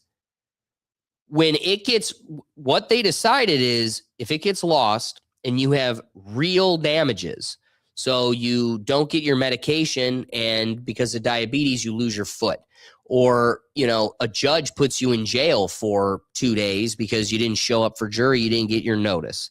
That's a damage that literally you go to law school, you could take a damages course, and the whole course is based on like, if a guy dies, this is how much the courts have kind of valued a human life at. If you lose a finger, this is kind of what a finger's valued at. If you had emotional distress, this is what that's valued at. And damages is literally a course that kind of scripts out how case law has valued all of these types of things. So there is a damage value to losing my foot because I didn't get my diabetes medication. There is a damage value to me sitting in a jail for 2 days. What this Supreme Court decision said is, no matter what happens to you, I mean, it really sucks if a judge doesn't show mercy and take into account the mitigating factors that were outside of your control. You definitely can't collect on damages with us. And judges also have immunity, so you're also not getting anything from them. Wow. So you're at this point where they just created a situation where the government can intentionally, before it was accidentally, like, oh, shit, did we lose your jury notice? Sorry, you sat in jail for 2 days. Can't sue me. Now it's, I want to get Ricky in trouble, and I crumple it up and throw it away. You still can't sue me. Ha, ha. Ha, ha. That is Love it. Just effed all around. Yeah. You know what's crazy? As I was getting prepared for today's episode, it took me back to Kavanaugh's hearing when he was being sworn in and the Democrats were against his swearing in. That was definitely a political play. I mean, they had a psychological professor and psychological expert from, I think, Harvard or Yale come in, and like that's where they were berating each other. You know, she's saying it happened to me when I was 60. It was all a giant psyop. And at the time, I bought into it. Because it was such an absurd hearing. I just thought this guy was getting such a terrible shake. It was unfair. However, now with everything boiled down, I wish I knew at that time that Kavanaugh was the attorney that or the judge that assisted in the Patriot Act, which again is literally why Wow. What's this face in Russia? I can't even think of it right now. Our buddy It's who's not exiled. Snowden. Snowden. The fact that Snowden is banished from our country because he sounded the whistle on something Kavanaugh brought into our How country. wasn't this brought up? Well, I know, dude. I know, Because that's how you know it's all a political charade. Those Democrats don't have your interest in heart either. It's all fingers of the same hand. So the frustrating part is I got really ticked off with South Park because they sided with the lady when they made a satirical draw, like, you know, and now it is like, yeah, no, this guy is Mr. Hanky. He is literally a turd. That guy is poop. And I'm shocked that I got offended and I never turned on South Park again. I was so done with South Park. And today I'm getting ready for the show and I'm like, once again, those two assholes got it right again. Like every time they're right, no matter how much. It's like at that time, my lens was mucked up and I couldn't see that like Kavanaugh really is a turd. Like that guy is Mr. Hanky. He's a turd. And that is the nicest way to put it. I mean, the dude's so much worse than that. So it's just shot. Like now we're here. And this is the guy again, now with foresight, you know, hindsight's 2020. It's like now, you know, this is one of the most evil judges and he's there for life. For life. So yeah, when we start pulling apart the layers of these ramifications, it's in his historical track record, and he just keeps replaying it in every decision he can. F the people, no matter what. Like, the Patriot Act and the Postal Service. Come on, Dave, bro. What a way to write your name in history. Well, one last piece I want to bring up before we conclude the topic here. I was curious, can you sue the individual government worker personally? Because it's like, okay, you know, my brain goes, well, maybe there's still some individual sovereignty. You know, the whole theory and philosophy of our country is that we're fighting for the individual republics of people. I got to imagine this doesn't completely shut that out. So maybe I can't sue the government, but I should be able to sue that one negligent or, intentional bad actor at the Postal Service. Short answer, usually no. And it's very difficult. Here's why. Under the Federal Employees Liability Reform and Tort Compensation Act, often called the Westfall Act, if a federal employee was acting within the scope of their employment, the federal government is substituted as the defendant and you can't sue them. So once that happens, sovereign immunity rules apply. And if the FTCA exception blocks the claim, the case is dismissed. So you generally cannot bypass immunity by suing the postal worker personally if they were acting within their official duties. There are limited exceptions. If the employee acted outside the scope of employment, you may attempt a personal lawsuit, but courts interpret scope very broadly. If the conduct violated a clearly established constitutional right, a plaintiff might attempt what's known as a Bivens claim. However, the Supreme Court has dramatically narrowed Bivens action in recent years, and courts are reluctant to extend them into new areas, especially postal operations. So practically speaking, if a postal worker intentionally withholds mail while performing their job, the individual employee is usually shielded just like the agency. That's what makes the immunity doctrine so powerful. It doesn't just protect the institution, it often protects the individual acting within it. So, yeah, cooked in every angle you try to cut it. Yeah, bro, because like you can sue the city, you can sue the police department, you can sue the freaking officer if he doesn't have qualified immunity. Like that's a whole nother thing. But like, if you pissed off your postal person And then it's like, fuck you. We ain't coming back here. Your dog pissed them off once, bro. They can't get fired, but like legal, like there's no other ramifications other than you complaining to the postal office and hope they take action. You're so right. Will, what do you think? You better be greeting your postal worker outside every day going, hey, Bro. man, it's so good to see you today. Bro, you better have I'm water happy out to see there, you. dog. You better have water and little crackers and biscuits out there for your dogs now. Leave him a little milk and cookies, leave a little treat Santa, every day. please bring me presents. I've been a good boy this year. Start talking a little crap about your neighbor. Just start talking about you don't know what the neighbor says about you. Yeah, you don't, man. Jerry down the road, he's not a fan, dude. There's bad I love apples it. in every environment, bro. And people that just do malicious crap just to do it, just to test their power. Bro, there's going to be so much crap that come out of this. I think And you're it's right. I can't wait for that one first person to just hear about this and be like, Birdman rub his hand and like, let's see how far we can go. And you just nailed it. What made me realize how right you are is the reminder of, like, I think it was the 80s, 90s at the latest, but I think it was the 80s when the term going postal became like socially relevant. It's like, these are the people that are snapping their psyche. The narrative was that it was folks that were snapping their psyche from doing the same mundane job. And, people are going crazy doing this job. It's like, add that element, add now today, no offense to these folks. I hope my postal worker isn't watching so he doesn't intentionally damage my mail. But these aren't the highest rung of performing members of our society. And so add on to it that it's a job that snaps your psyche. These are not the most sophisticated members and might have their own internal issues, which, what do I mean by that? That's the highest likelihood of somebody that's going to get petty. Like Ricky just said, this is just a tiny little bit of power they have in their life. And the person that they can't stand, they're just going to be like, every time they get their mail, just like, I hate you, Susan. You slept with my boyfriend in 12th grade. So it's still a federal crime to open someone's mail. Say that again? It's still a federal crime to open someone's mail. But what if you're the mail person? Here, on the you know job? what? I didn't open it. I just peed on it.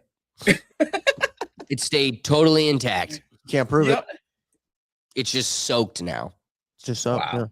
That's Or just literally, I gave it to Pennywise. I just put it in the gutter. It's gonna be Womp womp. so much shit come from this, bro. It's crazy. Dude, they're gonna call it the U.S. Postal Wars. Like Add they didn't it to the list. like If they we're not could have like doubling it up. shaved it down a little bit to like it has to be like an extreme circumstance where you can do this or that. Like there gotta be some type of check. Like this is just balanced Dude, think all about their that. way. Like A landlord and a tenant were both having their mail intentionally lost. And the government was like, yeah, we don't care. Yeah, we don't care. That sounds like a you problem. Yeah. Maybe next time, don't piss off Suzanne. We put a lot of faith in Suzanne. She shows up to work every day. And we're going to let her throw your mail away if she wants. That's so crazy. Any other rapping thoughts, or I'm going to close it out here? that's it, bro. That's wild. Though. Yeah. We hit all the golden points. We of this. hit it all. We hit it all. In the United States Postal Service v. Conan, the court didn't say intentional misconduct is good.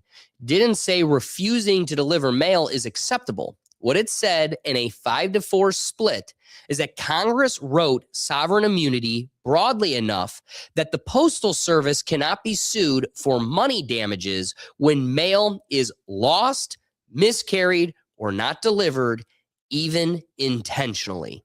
And that takes us to the core principle at issue: sovereign immunity. Sovereign immunity is the doctrine that the government cannot be sued unless it explicitly consents to be sued. The Federal Tort Claims Act partially waives that immunity, but it also includes carve-outs. The majority held that this postal carve-out is broad, and unless Congress narrows it, the courts won't. The majority framed it as a matter of statutory interpretation and institutional stability. preventing a flood of litigation against a massive federal system that processes billions of pieces of mail annually. The dissent framed it as a matter of accountability, arguing that intentional wrongdoing should not hide behind language meant for negligence. I could not agree more. And that tension is bigger than the Postal Service. It's about where the line sits between protecting government operations and protecting individual citizens when harmed by those operations. The court essentially said, if you want this changed, talk to Congress, because in their view, it's not the judiciary's job to rewrite the waiver, essentially knowing that nothing gets done in Congress. And that leaves Americans with a reality that feels uncomfortable to many. When the government harms you in certain ways, your remedy may not be in a courtroom. It may be political. It may be administrative, but it's not financial damages under this statute. That's not a partisan statement. That's a structural design of sovereign immunity as court interpreted.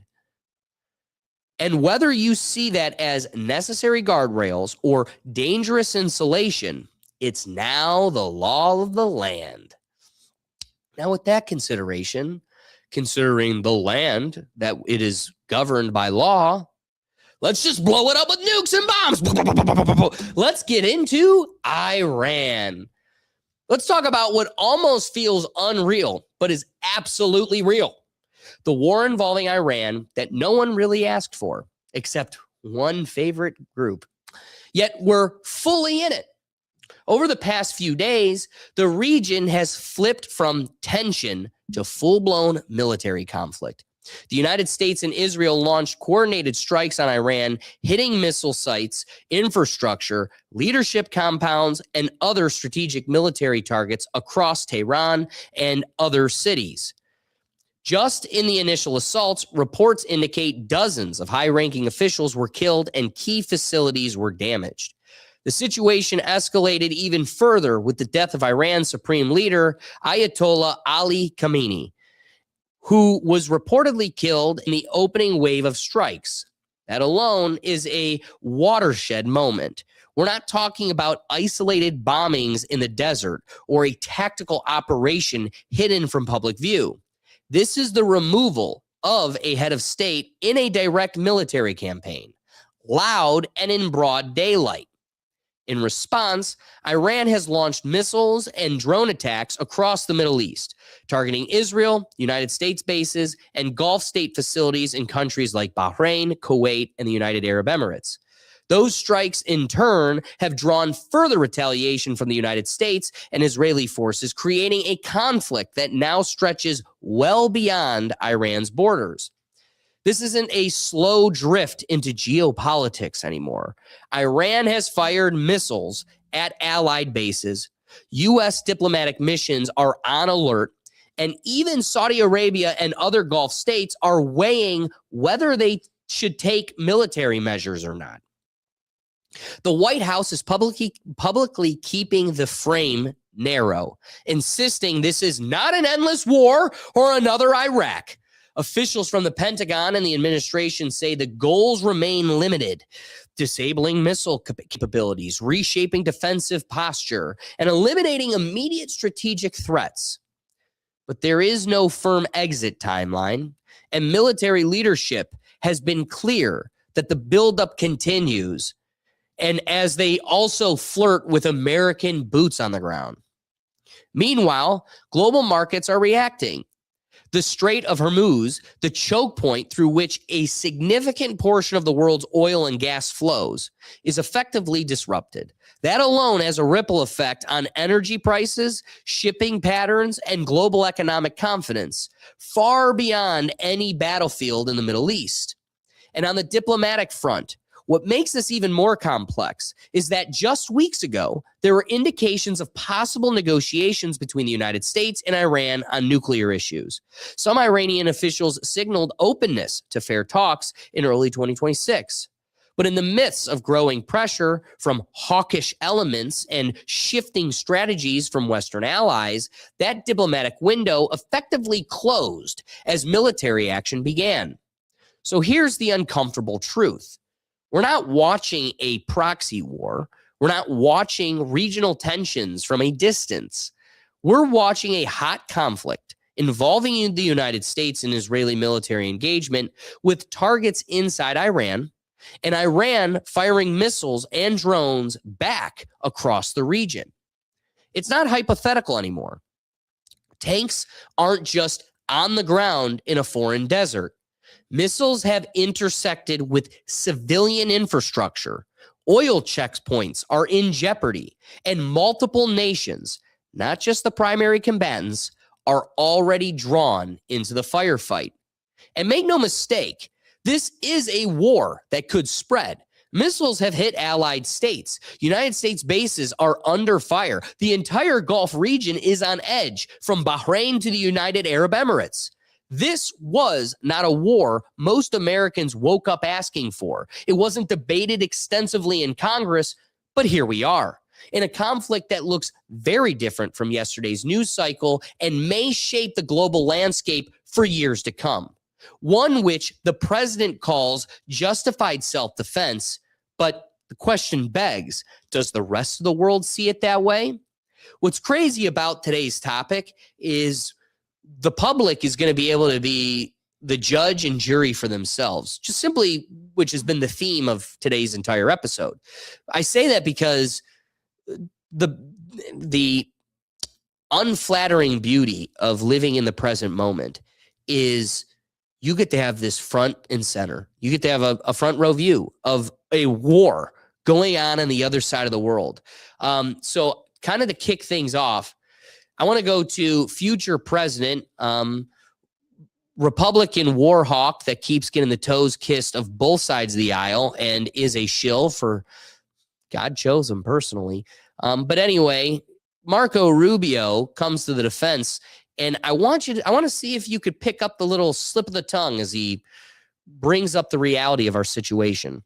Conducted this operation with a very clear goal in mind. I haven't got a chance to see a lot of reporting.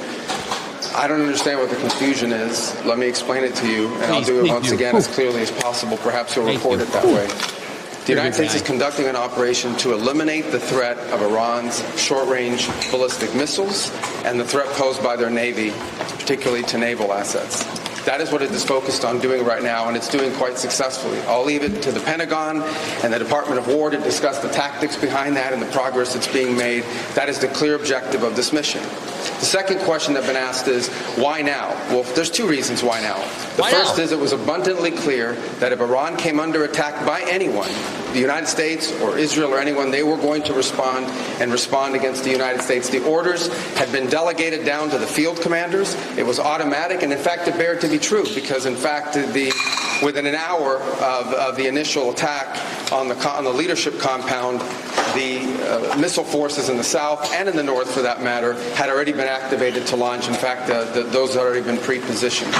The third is the assessment that was made that if we stood and waited for that attack to come first before we hit them, we would suffer much higher casualties.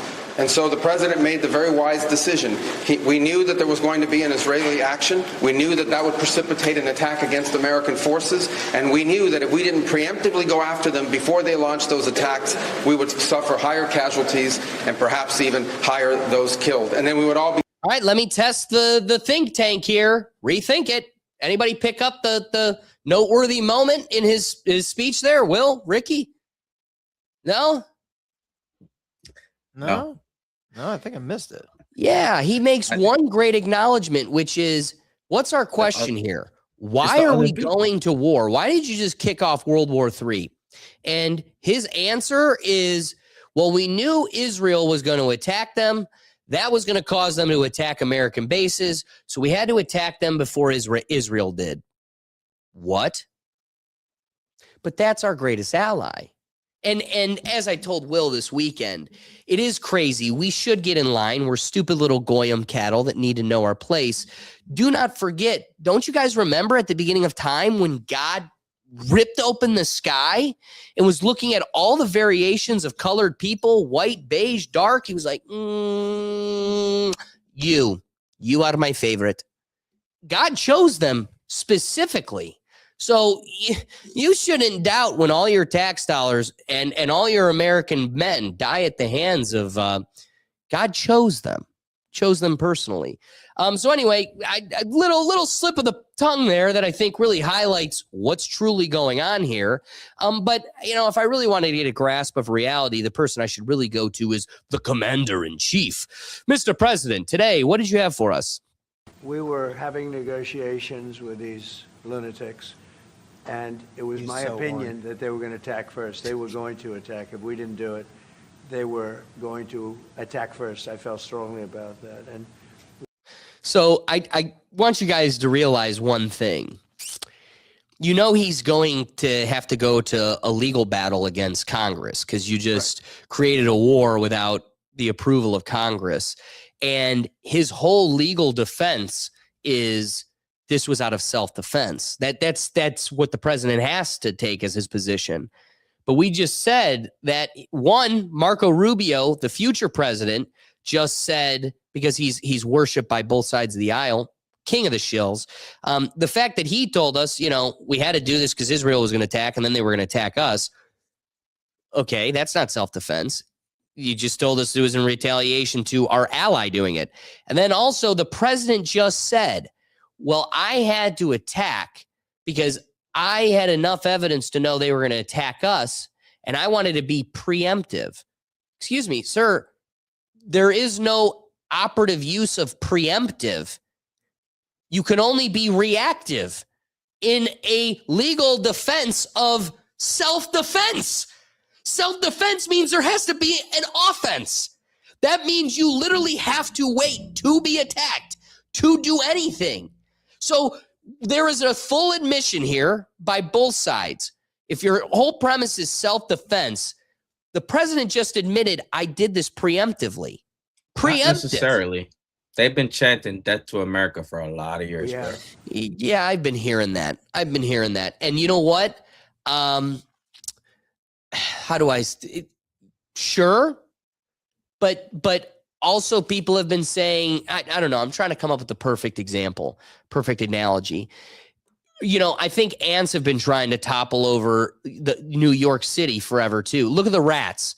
The rats are what is a rat compared to New York City? It's like you're not. If we needed to do extermination, we could. This isn't a real problem. They're rats. Like great negotiators, great people that do this very successfully, and have done it all their lives very successful. And based on the way the negotiation was going, I think they were going to attack first. And you can't think in self-defense. You have to know. You have to know there was imminent danger. But I think negotiations were going sour. They didn't like my deal. I gave them the best deal, the greatest deal. I don't think they liked it. So I nuked them. I took out their big daddy. That isn't the grossest thing that came out of the president these last couple days. I saw this clip and it absolutely threw me. So again, him and Pete Hegseth, the head of the War Department, they both say, we're not ruling out boots on the ground. They refuse to. Oh, thanks, guys. That's wonderful news. The full recovery of the wounded and send our immensely. We have at least 6 American service members that have been killed in these last few days. Love and eternal gratitude to the families of the fallen. And sadly, there will likely be more. Did you catch that? There will likely be more. And sadly, there will likely be more. Before it ends, that's the way it is. Likely be more, but we'll do everything possible where that won't be the case. We pray. So there's Donald Trump. I mean, I thought that was quite a statement, dude. Just straight up saying, like, yeah, they're dead and there'll be more. Likely be more. Yeah. Brother. I mean, you are in a conflict. Right, but again, you're right. You're right. That naturally comes with any conflict. Like, don't say the truth out loud. Ricky opened up with. it's all about framing, right? There's the reality of the situation, and it's the lens at which they create your view of that situation. Take a look at this. The New York Times, here's one headline. Iran says dozens are killed in strike on school. So, one, no responsibility. Who did the strike? We don't know. Iran says, it casts doubt. It's like, this is the narrative coming from Iran, but do we really believe it? That authority dynamic compared to this other New York Times article where it says 9 killed, states it as a fact in Israeli city near Jerusalem after Iranian missile strike, naming the actor directly.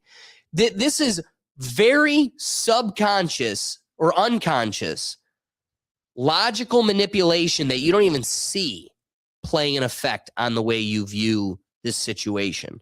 At this point, I feel like this is all deliberate, bro. What? What do you There's mean? the simple wording of the article, yeah. the title. It's all deliberate. It's It not 100% is deliberate, and that's part of the problem. Is then you naturally, because you've heard it so much, you draw upon these narratives you hear.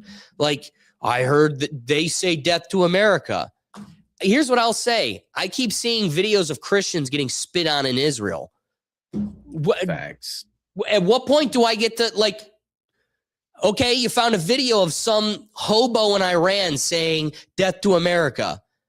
I know an entire country that's living for free off of my tax pay. You are taking half a paycheck every 2 weeks. So that guy that spits on Christians in Israel gets to live for free. Free healthcare, free food, free schooling, all paid for by us chumps.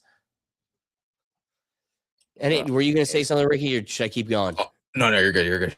All right. I want to, so there's all these different opinions of the war and takes on the war. I want to provide a couple variability or variations of that. First, kind of a position that I'll always resonate with. A guy I like getting my political takes from in the news. I love listening to Dave Smith. This comes from Part of the Problem podcast. Be sure to check it out. Love him and Robbie the Fire Bernstein. Here is first Dave Smith's take, and then I got a little clip from Robbie the Fires. They got just 2 quick great points that I want to acknowledge. I think the thing that's really standing out to me, and it resonates. You know what? I got them out of order. First, I want to do Robbie the Fire second. So here's Dave Smith. I maybe didn't do as good a job as I should have in the last episode of really making this point. But I think the fact that, because now, by the way, this has been verified by a bunch more reporting. This is real. That after the Ayatollah was killed, Donald Trump, through his Italian negotiators, their conduit there, they offered a ceasefire. Like, Donald Trump tried to do the 12-day war thing and take another off-ramp, but the Iranians said no. And they've been responding for 36 hours since then. And the thing that's so, like, I think that's a really important dynamic that has shifted. I tried to make this point on yesterday's show, but I think it bears repeating, or maybe trying to make it in a better way, that, when I said Donald Trump had changed the incentives for the Iranians, it's like, well, look, for all of this time, and really, obviously, this was demonstrated in the 12-day war, Iran has not wanted it. They don't want to get destroyed, obviously, right? But now they've created a situation where the Iranians go, dude, we can't do that now. Okay, it's one thing if you say, hey, we're going to bomb Fordo, or we're going to take out your nuclear sites, and then go, hey, you pretend to respond. Now let's make a deal. They go, okay, let's make a deal. But we're going to come in and murder your Ayatollah and his family. Now let's call a ceasefire. From the Iranian perspective now, they're like, no, then we know you're just going to keep fucking with us forever until you overthrow us. So now their self-preservation calculation is that we got to give you a black eye. We got to make sure, some people die. Now, already since then, since this war launched, there's, I think, is it 4 Americans? Their 6 now. Central Command is admitting have died. I think a dozen or so other have been injured. I think 3 people died in Austin, Texas, in a blowback terrorist attack. Oh, is just that the other day? Is that a terrorist attack? Well, he fucking, I mean, look, I guess we don't have all the details yet, but he had an Iranian flag and I'm with Allah shirt on when he started shooting people up. So it was like maybe it was motivated by that. Seemed like a pretty likely indicated, but Iran really seems to not be playing around this time. All right, guys. I think So- maybe there's that angle where they really don't have a choice at this point. You've created a situation where negotiation is entirely gone. And, you know, I've been getting this from inquiries from different people online, people at work, people in my personal life. And the position I kind of approach all of these things is it comes down to the individual people. Like, what do the people want? I mean, it's the same, you know, when we talked about Venezuela, one of the comparisons were like, what if they did that to our president? We'd be pissed. It's like, yeah, at the same time, half of us would like to have a swamp drained in our country. So, you know, literally half the country protests Trump every time he gets elected.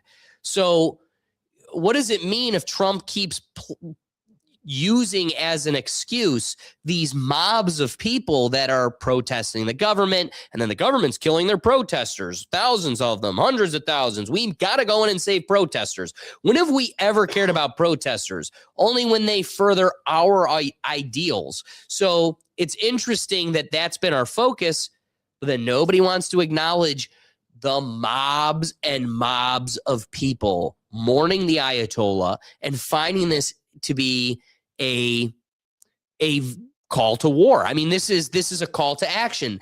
This is as personal as it gets. And the divide across the Arab world is much greater than we thought, or much greater than what the internet or propaganda and news portray to us. It isn't this 50-50 divide or even majority of people that wanted this regime change.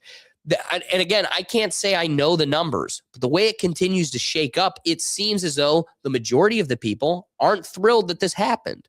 So it's one last piece I want to at least address to fully flush out the opposition.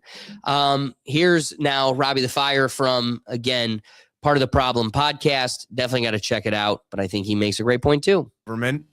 I think the thing that's really standing out to me, and it resonates from your comments on the last episode, is just that Donald Trump is now the old Republican Party. It's all the people that we voted against and had no interest in as the, you know, establishment politicians are the people that are taking a victory lap on the news stations speaking for Trump. And you're like, This is what Trump was here to do, is to thwart you guys, because we all hated you guys and we hated this stuff. And now we're back. You guys are in full control. Come on. Cruz interview, and he's talking about briefing Donald Trump the day beforehand. And I mean, the way he's selling it is almost like Ted Cruz went in there, pulled up his pants and showed him who's boss and said, here's what we got to do. And Trump went, yes. And you know what happened in the elections? We all voted against Ted Cruz because that's not what we wanted. And it's incredible that we thought we were thwarting the Republican Party, or voters did. They thought they were getting a new Republican Party that was actually America first. And now, I mean, we've got a better salesman for their bullshit. Yeah. Perfectly said. Let me ask you, Will, what do you think? I mean, you and I are non-interventionists, so I mean, it really is looking like kind of the old GOP. The only, I guess, devil's advocate I'll give for Trump is if you're going to do something like this, you can't go half measures. You got to go full measures. Right. It's an unfortunate truth, but if you're going to do this, you can't do it half foot in the door, because the issue is the way I see it, if you put like 1 foot in the door but not both feet, it's really hard to drag the second foot in. And unfortunately, now we're just kind of at this point. The only positive you're kind of seeing is I think the allies Iran thought they were going to kind of get in potentially fighting back in this conflict don't really want to seem to play much of a part in it. But when it comes to it's looking like the old Republican Party, it definitely feels like the neocons are getting their way. Man, well said. I want to go to Patrick Bet David because here's trying to explain. Oh, what's that? What you got for me, Ricky? I just think they're trying to expand on the opposite side of Gaza and control that whole strait right there. Well, here's something that we haven't acknowledged on this show, and it probably should be at the forefront more often. Right now, I'm Googling Israeli military patch. Here, this should tell you everything you need to know. And of course, Google's not going to give it to me right away. Oh, Google, you can lick my scrotum. We are so cooked. Google is so far from real. Then you go to Twitter. If Twitter doesn't have it, then you go to Reddit and you'll get it for sure. That's how you can know. The more scrubbed it is, the more valuable that information is. That's how hard it was to get that Howard Lutnick photo of him on Epstein's Island. Bingo. Haha. Twitter for the win. All win. Sorry, folks. I wish the internet made it easier to display the photo. So why is the patch so interesting? Like Ricky just said, I feel like their plan is to kind of just take it all over and they're not going to quit until they do. Notice the narrative is like, hey, God promised us 6 million years ago, this land right here. And you're like, wait, what land? And he's like, well, no, I promised this land, just this little piece of New Jersey, but it's never going to stop there. Give an inch, they take a mile. That's how it's always going to be. Here's the patch. Just so you know, the little nub in the middle is what Israel is today. All of the Persian world is what's on their patch and what they're fighting for. So make no mistake where their heart line lies, and their intentions are clearly broadcasted on the uniform at which they fight for. So you're very right, Ricky, and it's more in our face than we're willing to acknowledge. And the next country, videos the news put out of their people in their country just going crazy for no reason. We just hear out of nowhere, like, oh, they're sick of their government. Just look for another strike to happen. You're so right. It happened twice. You're so right. Hey, yeah, so here's Patrick bet David, and maybe there's is he probably a bit of a shill for the system and the narrative? Yes, but at the same time, he is a good voice of reason, and it's good to hear the other side and have some balance, and I do think he raises some valuable considerations. The supreme leader of Iran, Ali Khamenei, is officially dead. They killed him. They found his body. Reports came in. Let me tell you why this is big. This is not killing a president. This is not killing a prime minister. This is not killing a king. You're killing the supreme leader of a religion. This is number 2 to God. They killed. And by the way, the last time the supreme leader was alive, I was in Iran. It was June 3rd, 89. When he died, Khomeini, I was in fifth grade at a school called Gulbenkian, and it was chaotic in Iran because their hero died. This guy didn't die.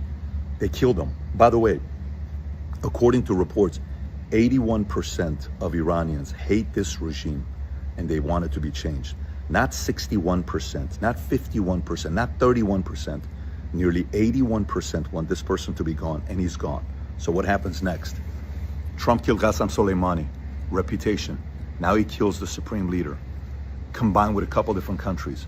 How many people are on IRGC side? How many countries? Maybe a handful? Who's supporting them? Who? You don't think people are sitting there saying, well, about 180 countries are against you. Why? Because how many countries go around the world saying death upon America, death upon America, death upon infidels? Who says that? You don't think the president and his team wanted to negotiate with you guys to say, just say you're never going to have nuclear weapons? No, just for 3 years so you can be out and then we can get another Biden in and we can go out there and do all that stuff. So look, whether you're not happy about this because you're an anti-war person, which I totally get. No one wants war. I lived there as a kid. I saw people dying and no one wants that. It was the most anxiety, panic as a little boy. Nobody should experience that. Till today, certain sounds still get me because I go back to being a boy, and I was in the U.S. Army here. Nobody wants to see this happen, except maybe if your name is John Bolton and Lindsey Graham. But for everybody else who is wanting the world to be a safer place, if this gets quickly like this and everybody else sits around and says, hey guys, they're about to kill you and your kids, and you, who's next? Let's just work with these guys. What do you want to do? Guys, we're done. Surrender. Put the flag. We're done, guys. What do you want to do next? Let's make it work. Let's your people go elect somebody they want as a president, whoever it is. Wishful thinking. Let's go back to having good diplomacy. Let's stop being the agent of chaos in the Middle East, and let's make it a safer place. So, very interesting day for me. You know it is. Well, let him because I'll never forget June 3rd, 89. Never. I was 10 years old, about to be 11.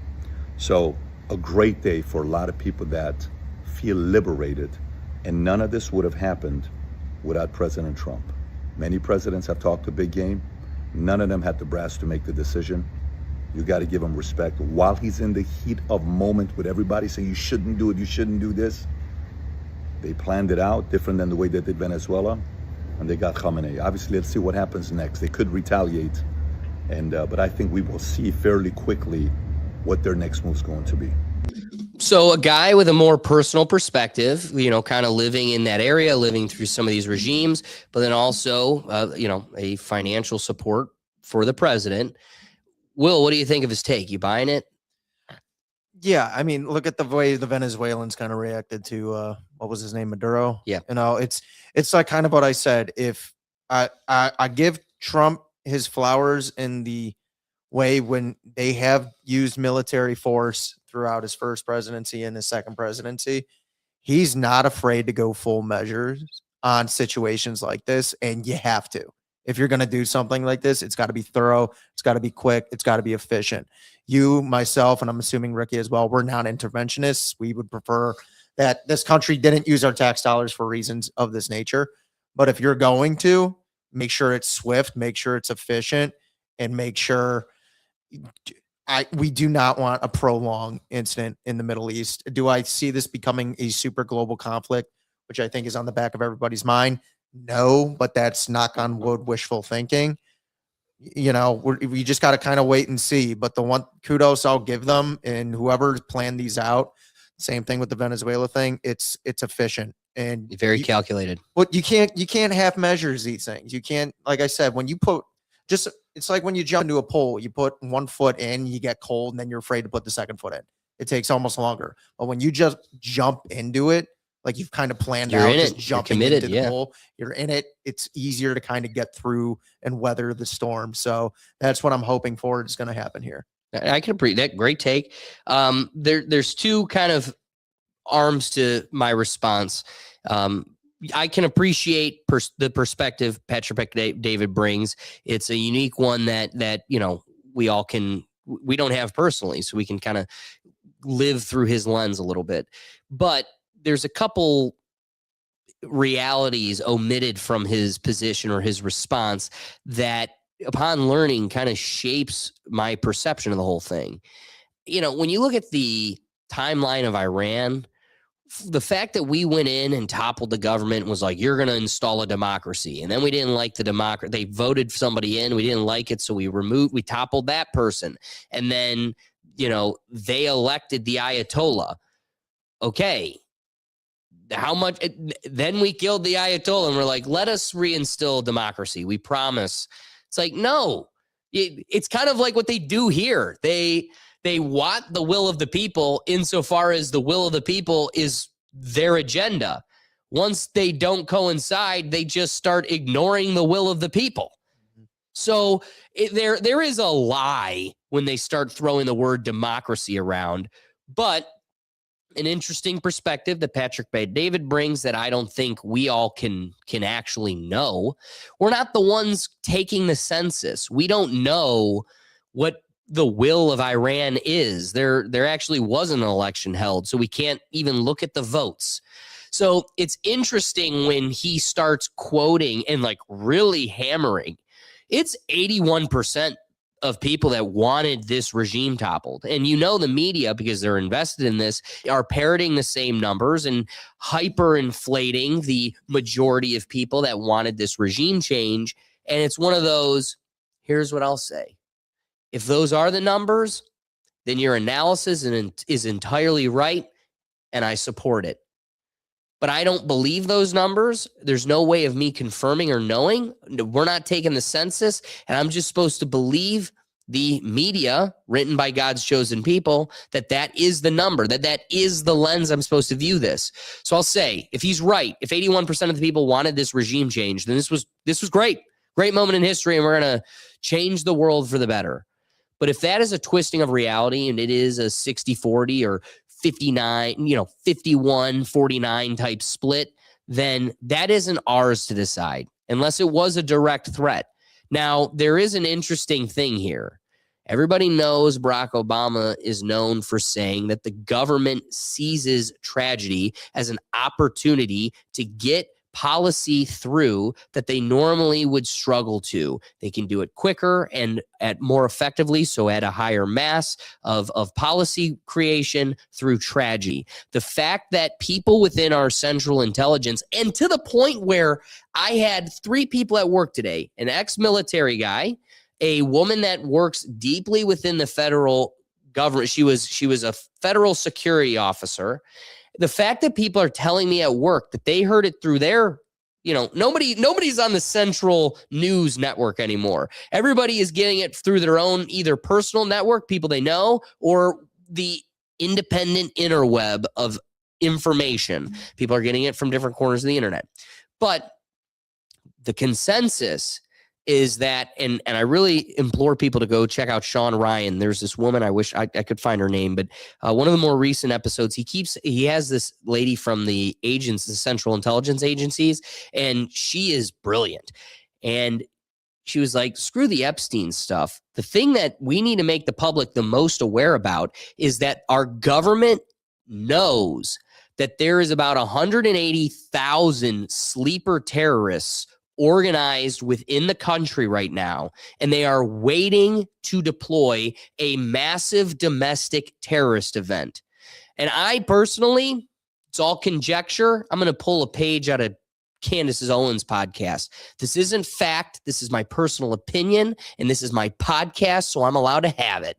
But my opinion is they probably are letting this thing fester, so that way we haven't felt the tragedy of remembering a 9/11 in too long.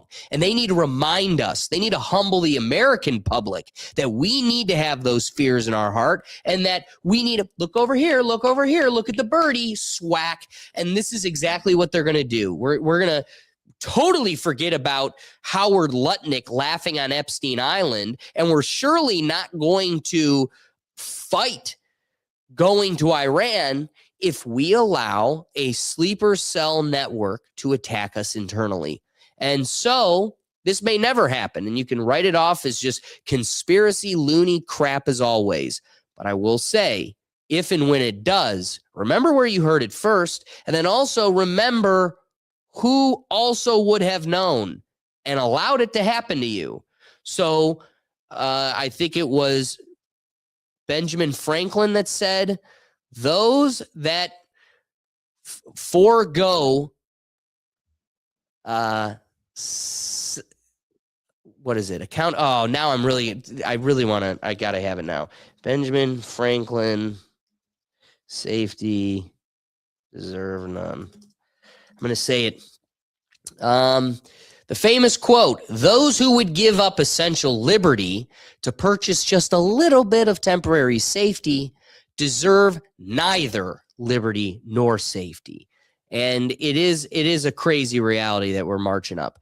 Couple things though, maybe there is some weight to Patrick Bet-David's number. 80% of the 81 people wanted this regime change. Check out how crazy this is. The Ayatollah's regime taped an American flag at the entrance of a major Iranian university and watch all of the students go out of their way to respect the American flag and not step on it. University in Iran.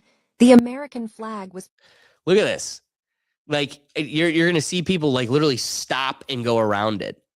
So this governmental attempt at look at this. That is pretty fascinating. Yeah. Like, you don't get that in here. an American university, they'd start dancing on it. Yeah. But an Iranian university, there's enough respect to truly avoid it. That is so sad. You're right on that comment. Right? It's crazy to think about. But I want to ground us in a little bit of reality, because part of living in this present world is getting to experience war in 4K just from your couch. So here is some missile bases in the UAE, American bases that were struck by missiles. A couple bongos, that brings some peace to the whole situation. Boop, boop, boop, boop. This is crazy. Just casual. What I keep thinking about is imagine being like this guy's just driving down the street. He's driving to work. Driving to work. Or the people that are in a luxury hotel watching a luxury hotel across the street get wrecked. I do have one thing I'd say about Iran, and I'm just thinking. Here's Bahrain. What's that? Right, like I'm thinking again. Look at that whole hotel. Just if you're Iran, you were hoping that after the initial attacks, you would get not just sympathy from their allies, you know, Russia, China, but support, on the ground support, and both, to no surprise, both of them decided we'll give moral support, but we're not putting military around them. At some point, Iran's going to run out of resources to continue this skirmish. Probably. You know, they just. I could imagine that's I mean? definitely, you know, a consideration within the plan is how much do they. But we are really underplaying the resources of Iran. I think we've been so conditioned to downplay the severity of the sand people that anybody that comes from that area, we just like, yeah, but it's just crazy sand people. Like, you know, this is of the sand people, this is the most sophisticated.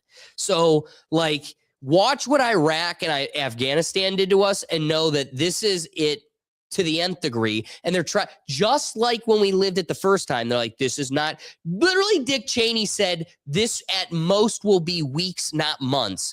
And then we literally heard Trump repeat the same thing as if it was a trigger memory to, we've lived this before and we're pulling the same playbook.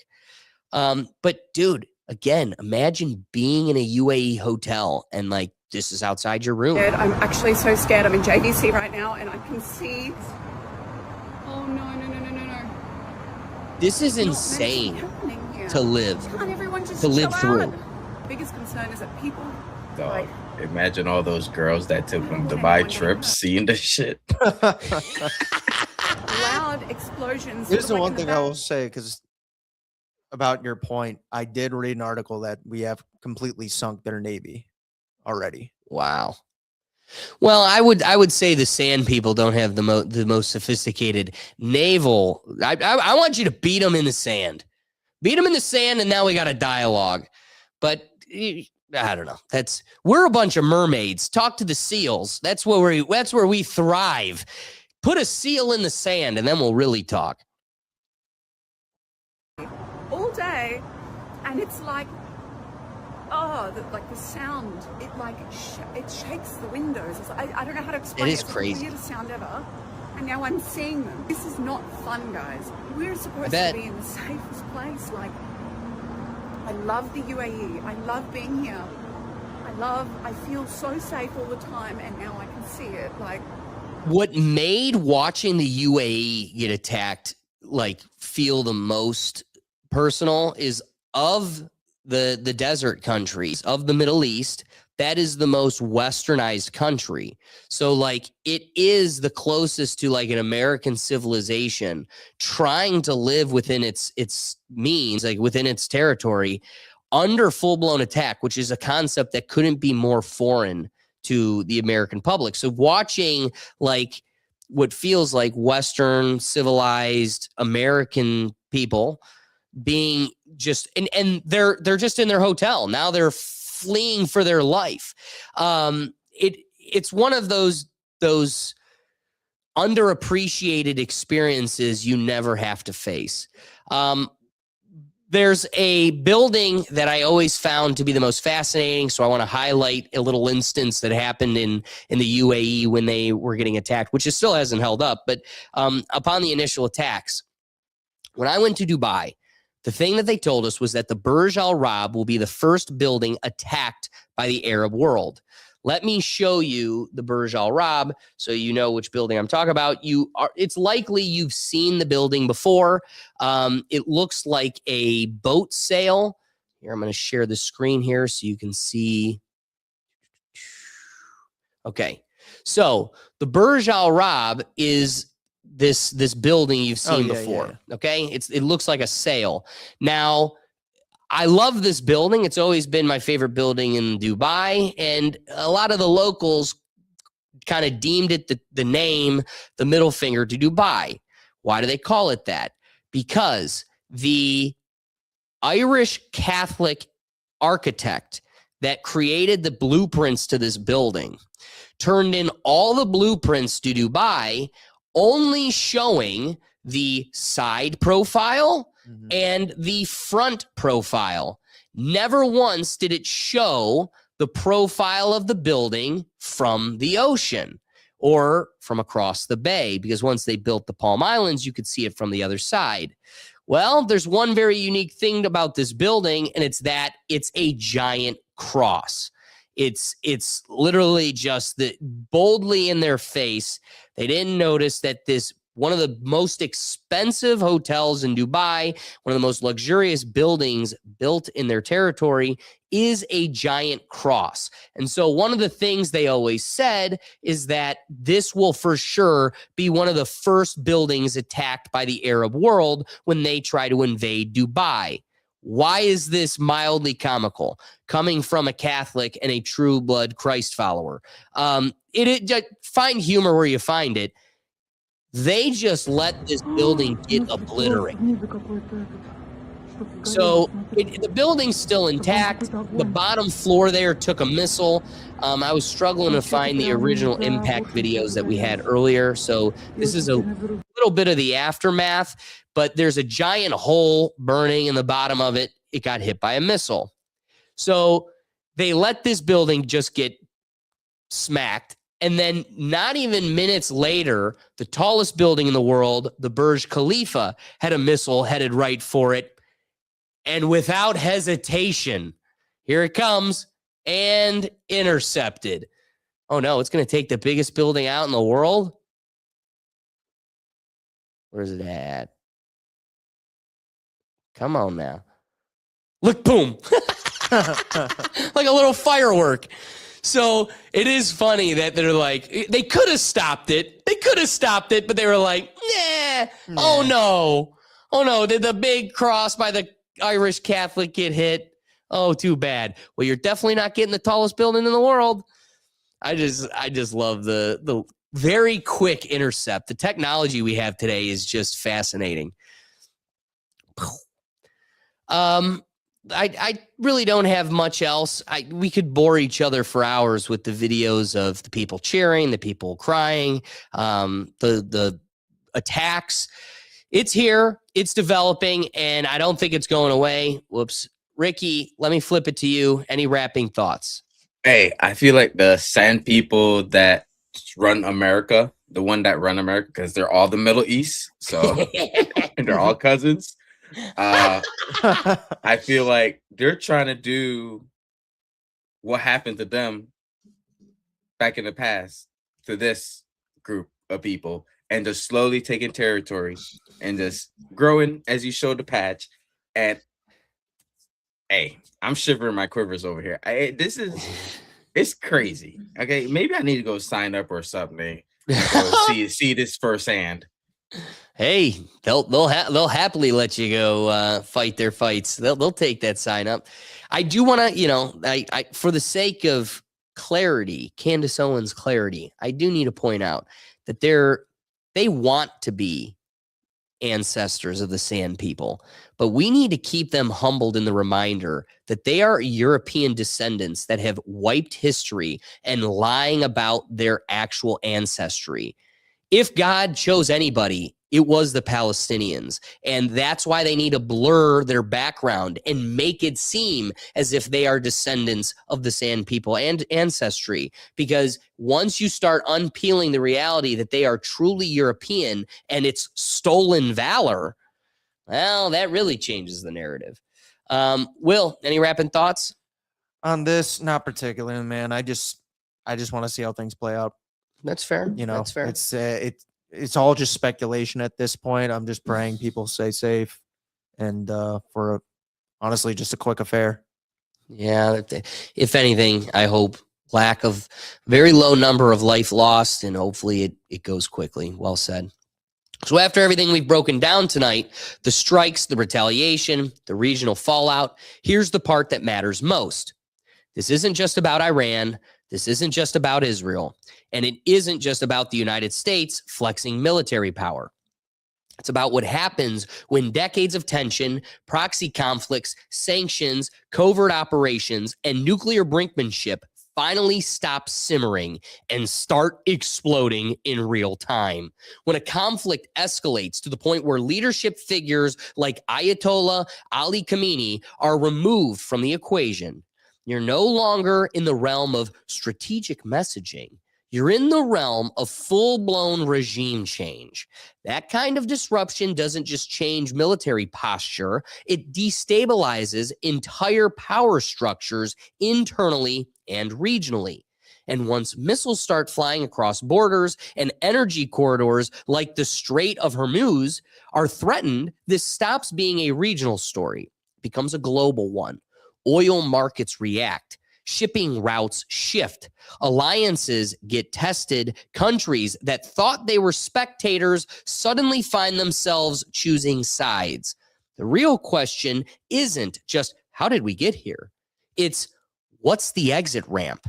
Because wars don't end just because someone declares limited objectives. They end when incentives change, when either side believes escalation costs more than de-escalation. Right now, the danger isn't just battlefield losses, it's miscalculation. One misread signal, one strike too far, one retaliation that pulls in another nation. History shows us that conflicts often begin with leaders saying, "This will be quick, this will be contained." History also shows us that wars have a way of outgrowing the intentions of the people who start them. So whether you supported the initial action or opposed it, whether you see it as necessary deterrence or reckless escalation, we are now in a moment where strategic patience matters more than chest-thumping rhetoric. Because once a war becomes normalized in the public mind, it becomes easier to sustain and harder to end. And that's the part nobody asked for. We've gone pretty dense today, and I would like, you know what? We need some media to change things up, so we are going to do the wheel. We're going to try to keep it quick. The whole purpose of the wheel of topics is to get you involved. I appreciate everybody that goes on to the Neuro Gym and drops a potential topic so they could find themselves featured in our episode. So, Will, click me over. We're going to head on over to the wheel of topics. Like I said, you just got to head on over to www.rethinktankpodcast.com and you can find yourself on the wheel.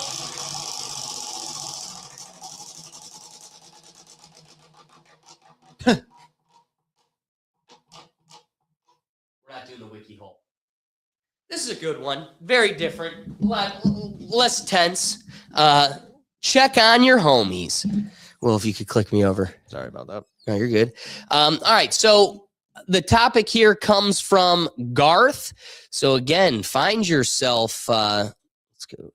Find yourself featured on the Wheel of Topics by heading over to the Neuro Gym on our website and becoming a member. It's free.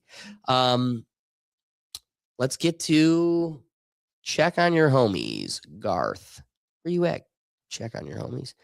Well, are you seeing it? Because there we are. Check on yo homies. Topic or a subject that's unique to you that you think more people should be thinking about or talking about. Not the same generic bullshit like men's mental health or something, but that's all been exhausted. What's something that's unique to you that you think people aren't thinking about or talking about enough?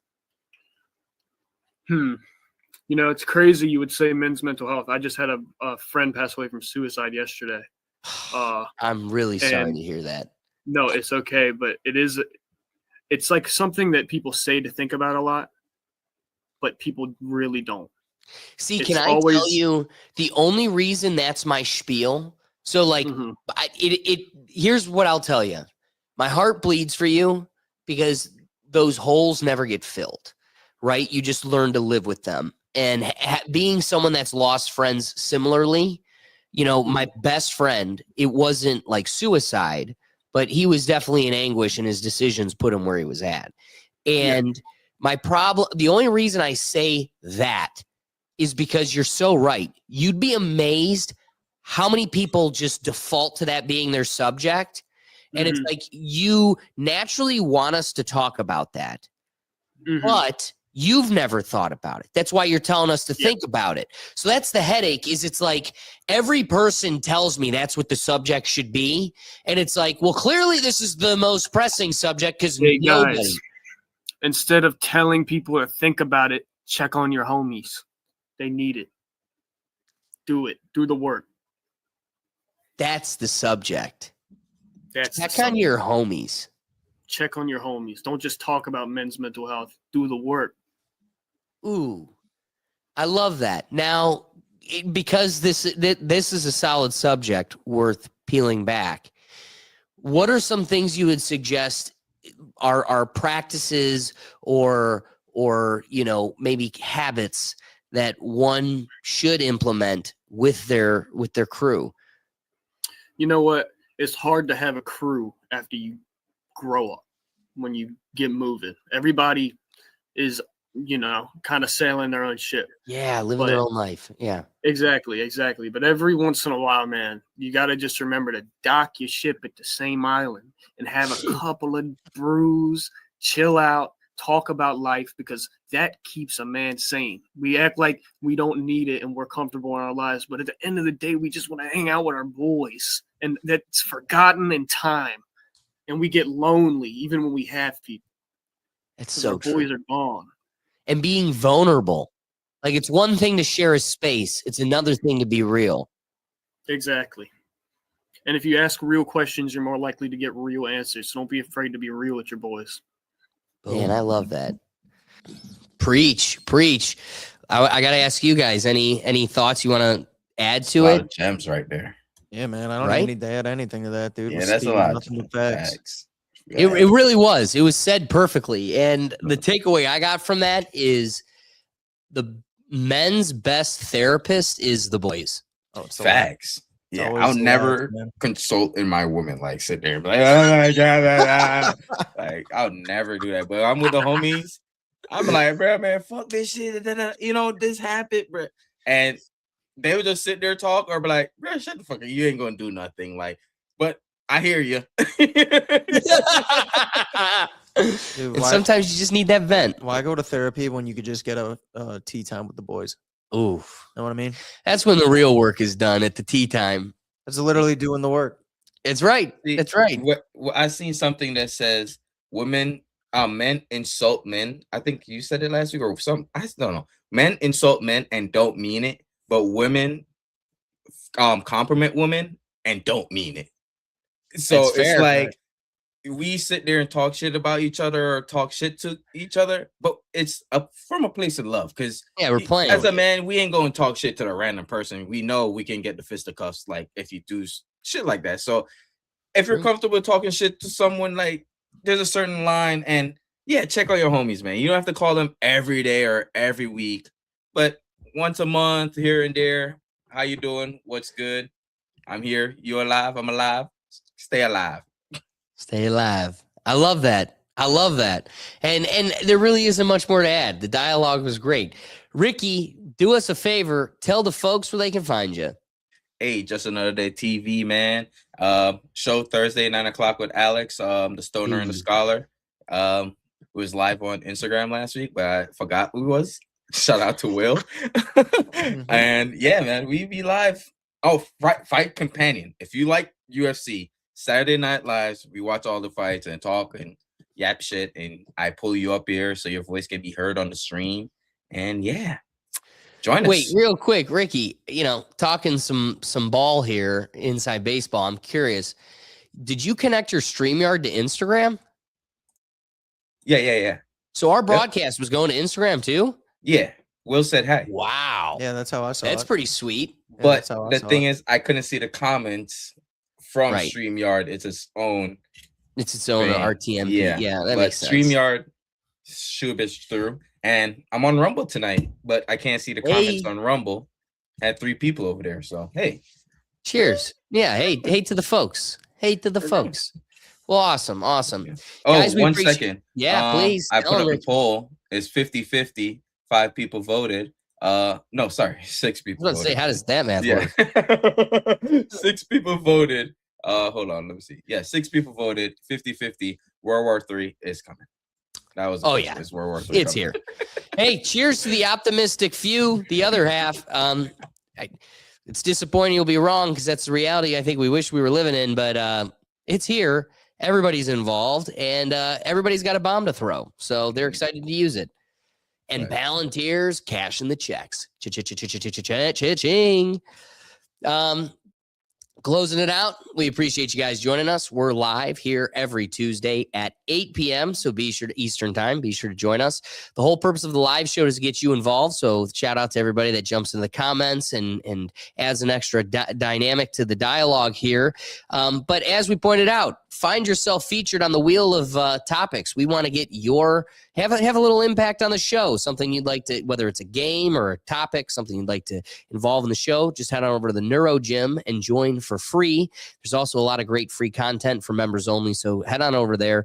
But between this show, our podcast, our reaction show on Sundays on the Rethink Actions channel, with everything, you can find it in one central place, and that's at our website at www.rethinktankpodcast.com. So we appreciate you joining us, but if we made you laugh, if we made you think, the best thing you could do to support this episode is like this show and share it. If you liked it, then someone else you know will too. You know that we're in a fight against algorithms. They really don't want truth and moderate consideration to get out there. So please do us the favor and help share and get the word out there.